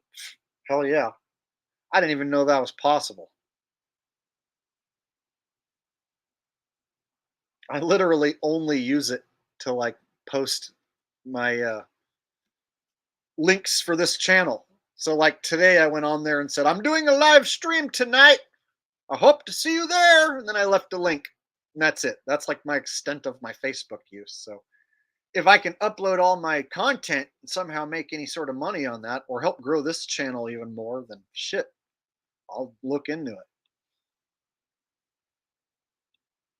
it. C Kilo says, what's it sound like in an Indian store? Okay, so I don't know about you, but whenever I walk into one of my local Indian stores, a lot of times the dude will be listening to his favorite Indian music and he'll be rocking out behind the counter. I hope that's what you're doing, is setting me up for my Indian joke. Anyway, so I'll go to my local convenience store and the dude will be behind the counter rocking out to some Indian song and it'll sound something like this. And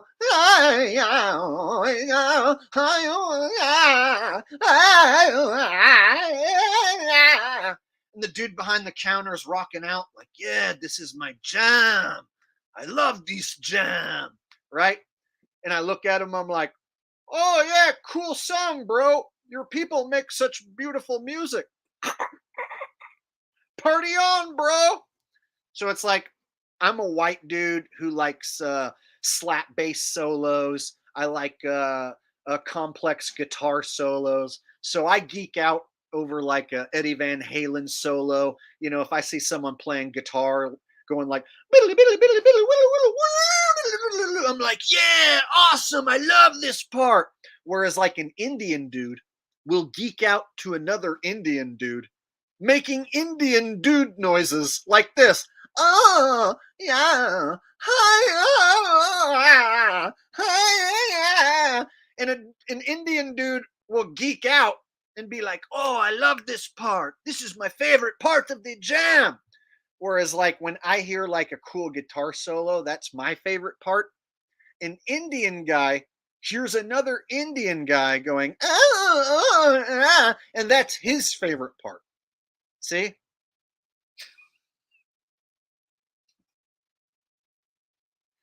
There's my Indian store guy joke. Thank you for reminding me of my old joke. I had to remember how to tell it.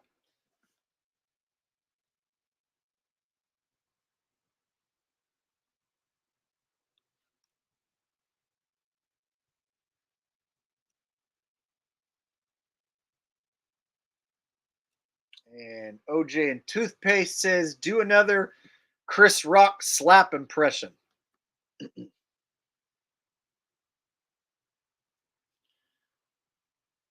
Jada Pinkett. She be fixing to star in a new movie, G.I. Jane 2, because she got a bald haircut. She be looking like a man and shit. Wow! I got slapped the shit out of by Will Smith. All I said was Jada Pinkett got a man-ass haircut and she be looking like a dirty, ugly-ass man and she should be starring in a movie called G.I. Jane 2. There was no reason to slap my ass and Will Smith just slapped my ass for no reason. That's the most famous thing that I've done in the last decade is get slapped the shit out of by Will Smith.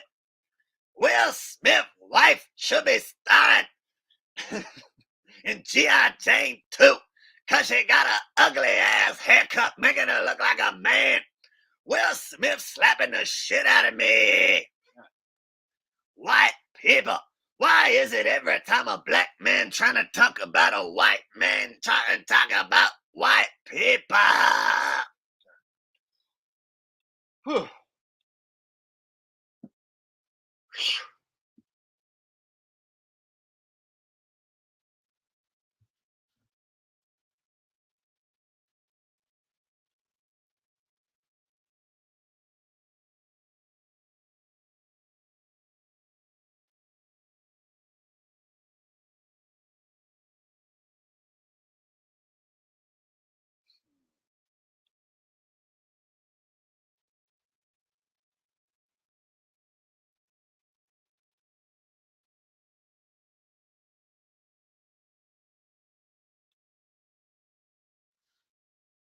You come out here with your sissy little hair, with your frilly little Goldilocks little ponytails. Let me tell you what Stone Cold's fixing to do.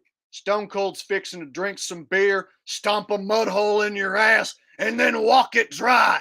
And that's the bottom line, because Stone Cold said so. What? What? What?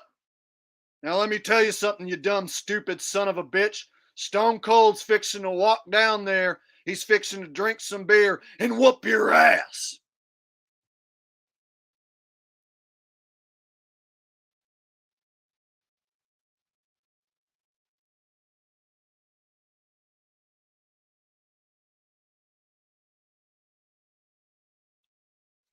Eddie Bravo Cheech Marin.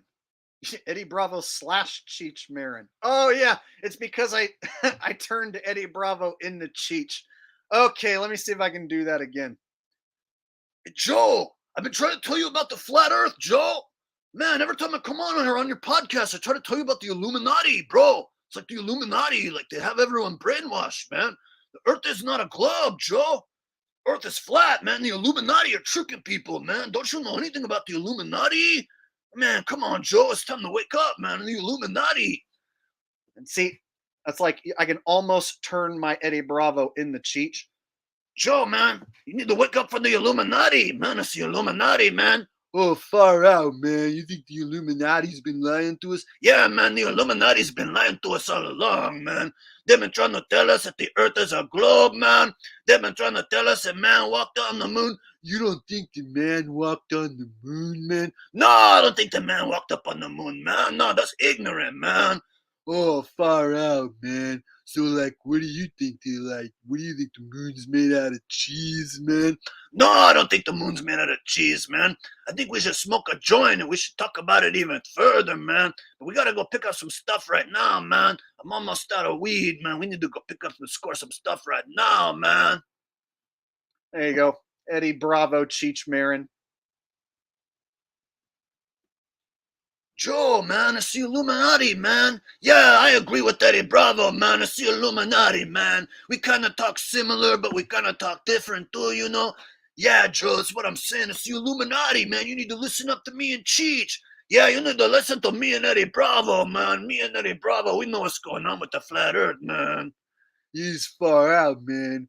We're gonna smoke a dog shit joint, man. A little motherfucker ate my stash and had to follow me around with a little baggie for weeks, man. Really blew the dog's mind.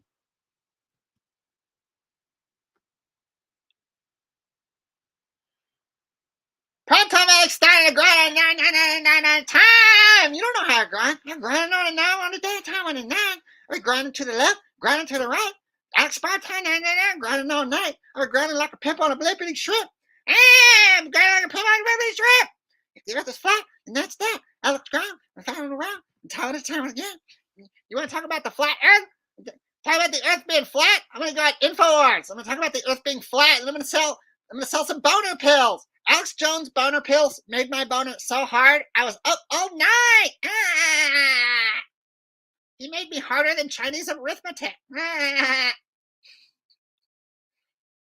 My Alex Stein is meant to be extremely annoying rather than accurate.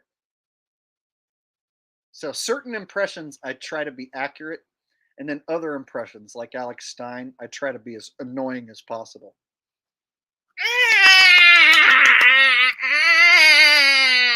Right? I try to make it like nails on a chalkboard. Price 99 on the ground on the deck, pimped on a blimp, eating shrimp and a dick and a flick.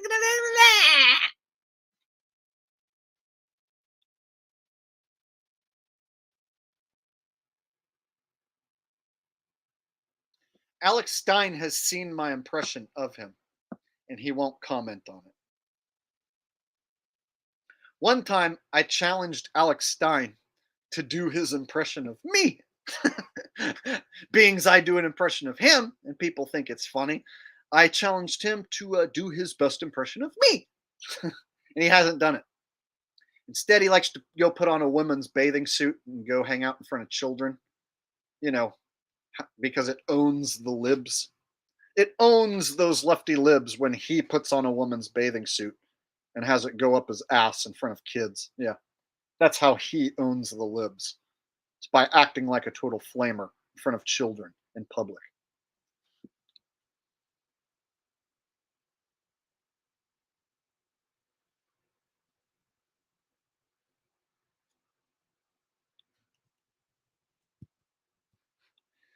Cheech and Chong from Boston.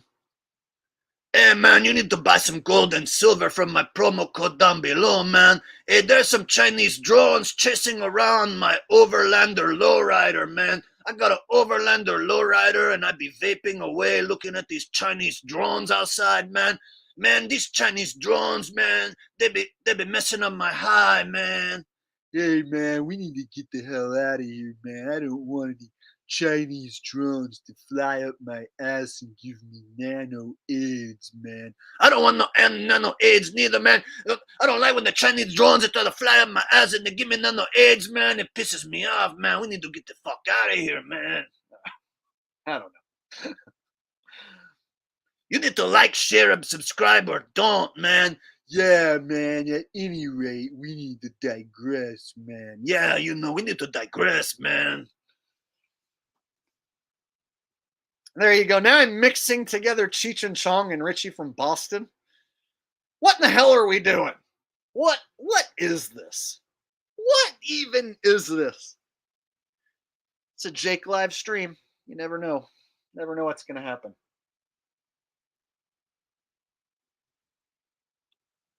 When I come back as your president, man, first thing I'm going to do is install Trumptricity. It's like far greener and meaner and leaner than like electricity regular, man.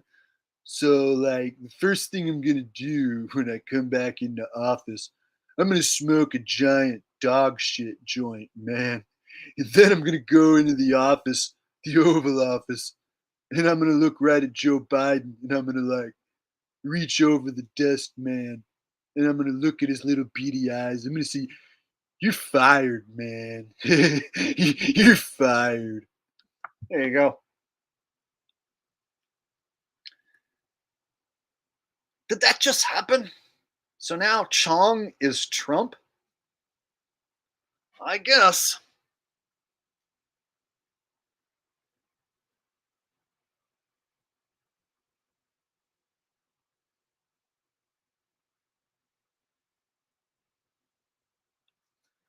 Rocky as the Terminator.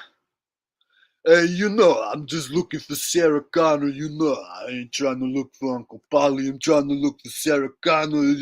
Maybe her son John Connor, you know. John Connor is trying to shoot at me. What do you think I'm dumb? What do you think I'm some sort of robot? What do you think I got metal gears in my brains or something? I'm just looking for Sarah Connor. She got a son named John Connor trying to like save the future, you know, trying to save you, Sarah Connor and John Connor from like destroy the future, you know, like in the future, that's Skynet, you know, absolutely Skynet, you know, is trying to destroy humanity, and that's why I'm trying to locate Sarah Connor, you know, her son John Connor and Uncle Polly. What do you think I'm dumb? What do you think I'm some sort of robot? What do you think I like robot brains? There you go. Rocky Terminator, just for you.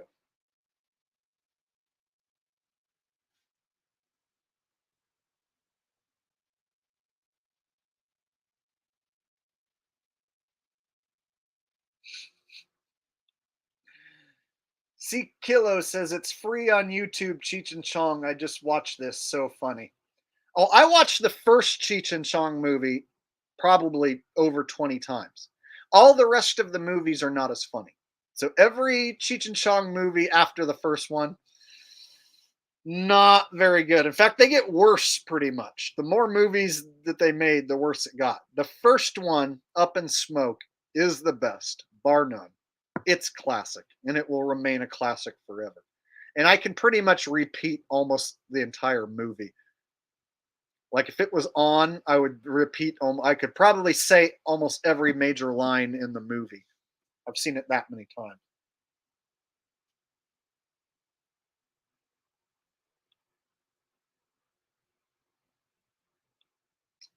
Lint Away Dryer and Vent Cleaning says Jake deserves a silver play button. Well, come football season, if I start doing top tens and picks, I start picking up, 200-300 subscribers in a day sometimes. And so I could theoretically run down 100,000 subscribers towards the end of this next football season. If I stick with the football shit and put out picks and top tens, I should be able to pick up a couple thousand subscribers a week. And I would be able to eclipse 100,000 subs most likely. If I gain about as many as I did last year during football season, then I'll pass up 100,000 subs. So I've been thinking about having to possibly changing my name and getting rid of the asshole part, because I'm afraid of one day getting censored because of the asshole name, or when YouTube goes to send me the silver play button that says Jake the Asshole, somebody at quality control might be like, we can't send this, it says asshole. Fuck that guy, let's get rid of his channel. So I've thought about changing my name to either Jake Gibson and then changing my backup channel to a different name, or changing it to I don't know, something else, because I think that having asshole in the name could possibly be costing me tons of views, could be costing me subs. People commenting, hey, Jake the Asshole, they might be more likely to delete your comment just because you're saying the word asshole. So I think people commenting to me and saying Jake the Asshole and using the word asshole is likely getting people's comments censored, deleted, just because they're saying my name. And so I feel like it might behoove me in the future, before I reach 100,000 subs, to change the name and lose the asshole. So I've kicked around a few different ideas in my head, and so I just haven't pulled the trigger yet.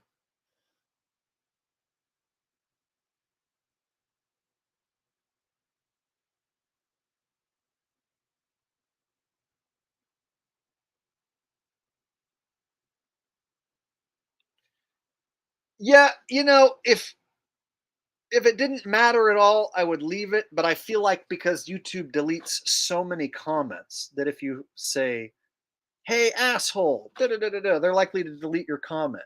Or if you say, hey, Jake the Asshole, your comment might get deleted just because the computer algorithm thinks that you're calling someone an asshole, right?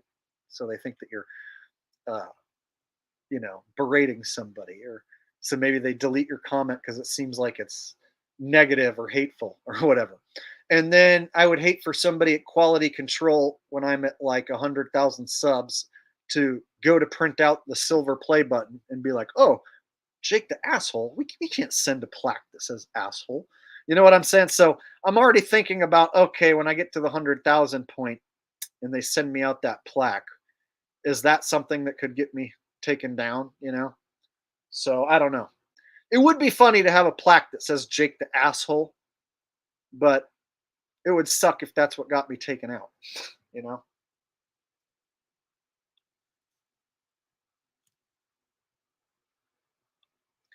OJ and Toothpaste says, Jake, what's the best and worst beer? I don't like the taste of beer anymore, so now I like my beer to be flavored. So I like there to be like a fruit flavor, you know? So I like some sort of citrus generally. So I like my beer to have lemon citrus or lime citrus or orange juice or it to be flavored somehow because I don't like the flavor of beer anymore. I used to not mind it, but it's over the years it's gotten gross. And I don't like IPAs because the flavor is just too skanky and intense. And so I prefer some sort of citrus or fruit of some kind mixed in with the beer to make it even drinkable to me. And so the last beer that I got when I was in Santa Cruz uh, earlier this week, I got one called Purple Haze, like the Jimi Hendrix song. And it is a raspberry beer, but it's not sweet. So it's like not sugary. So I like my beer to not be sugary, but I like it to have like a fruitiness or a flavor to it, an aftertaste that leaves fruit rather than bitter ass nasty flavor. So Purple Haze, was the last 6-pack that I drank, and it was fucking delicious. But you're not going to be able to find that in most stores, so you would probably not be able to find that in a regular grocery store. And then I also like non-GMO beers. So there's a few companies that do organic non-GMO beers. So if I am going to drink beer, I would prefer it to be fruit flavored or non-GMO if I can. C Kilo says, Jake the unscripted champ. Yep, we've been on here for over 3.5 hours, and I've been making it all up off the top of my head. I've repeated a few jokes that I've told in the past, a few impressions, but for the most part, I basically made up the entire damn stream off the top of my head. Oh, and then thank you, C Kilo, for the donation, and also OJ and Toothpaste. I forgot to say which one's the worst. Bud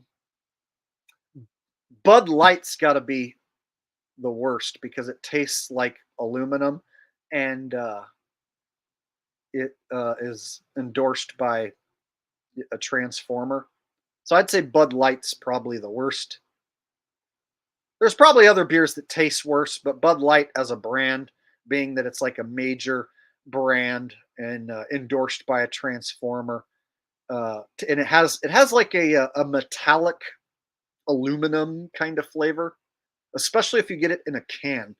I swear the aftertaste when you drink it is like metal, which is gross to me. So yeah, Bud Light is the worst. Purple Haze is probably my recent favorite.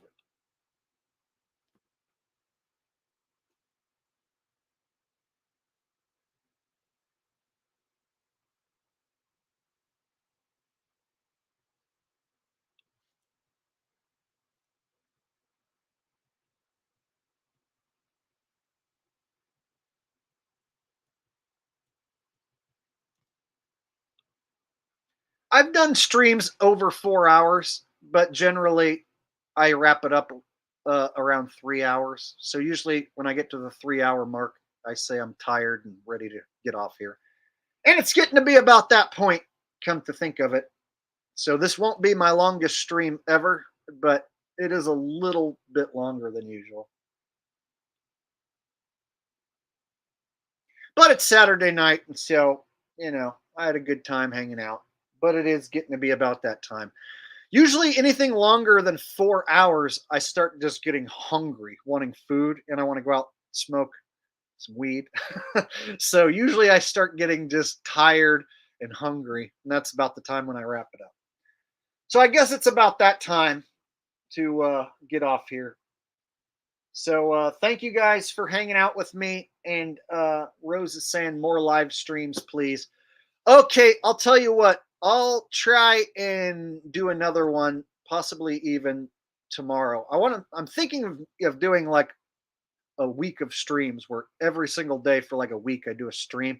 That way every person can see me do a live stream, and anyone out there who's missed it will finally get a chance to see me do a live stream. So I was thinking of doing like a week straight where every day I go live. So I might do that. So perhaps I'll be back tomorrow. We'll see how I feel tomorrow. If not, then I'll try to do one within a few days. Okay, guys, I'm going to get off here, and hope you guys enjoy the rest of your weekend. Enjoy the rest of your night, and I'll see you when I see you. Thanks for the donations to everyone who donated. Thanks to everyone who participated. I'm going to go back and rewatch the stream later tonight, and I'll read every single comment. So if I missed your comment earlier, I always go back and I always read all of them. So I'll be watching the stream later and catching up with all your comments. Thank you guys for being here, and I'll catch you all next time. Peace.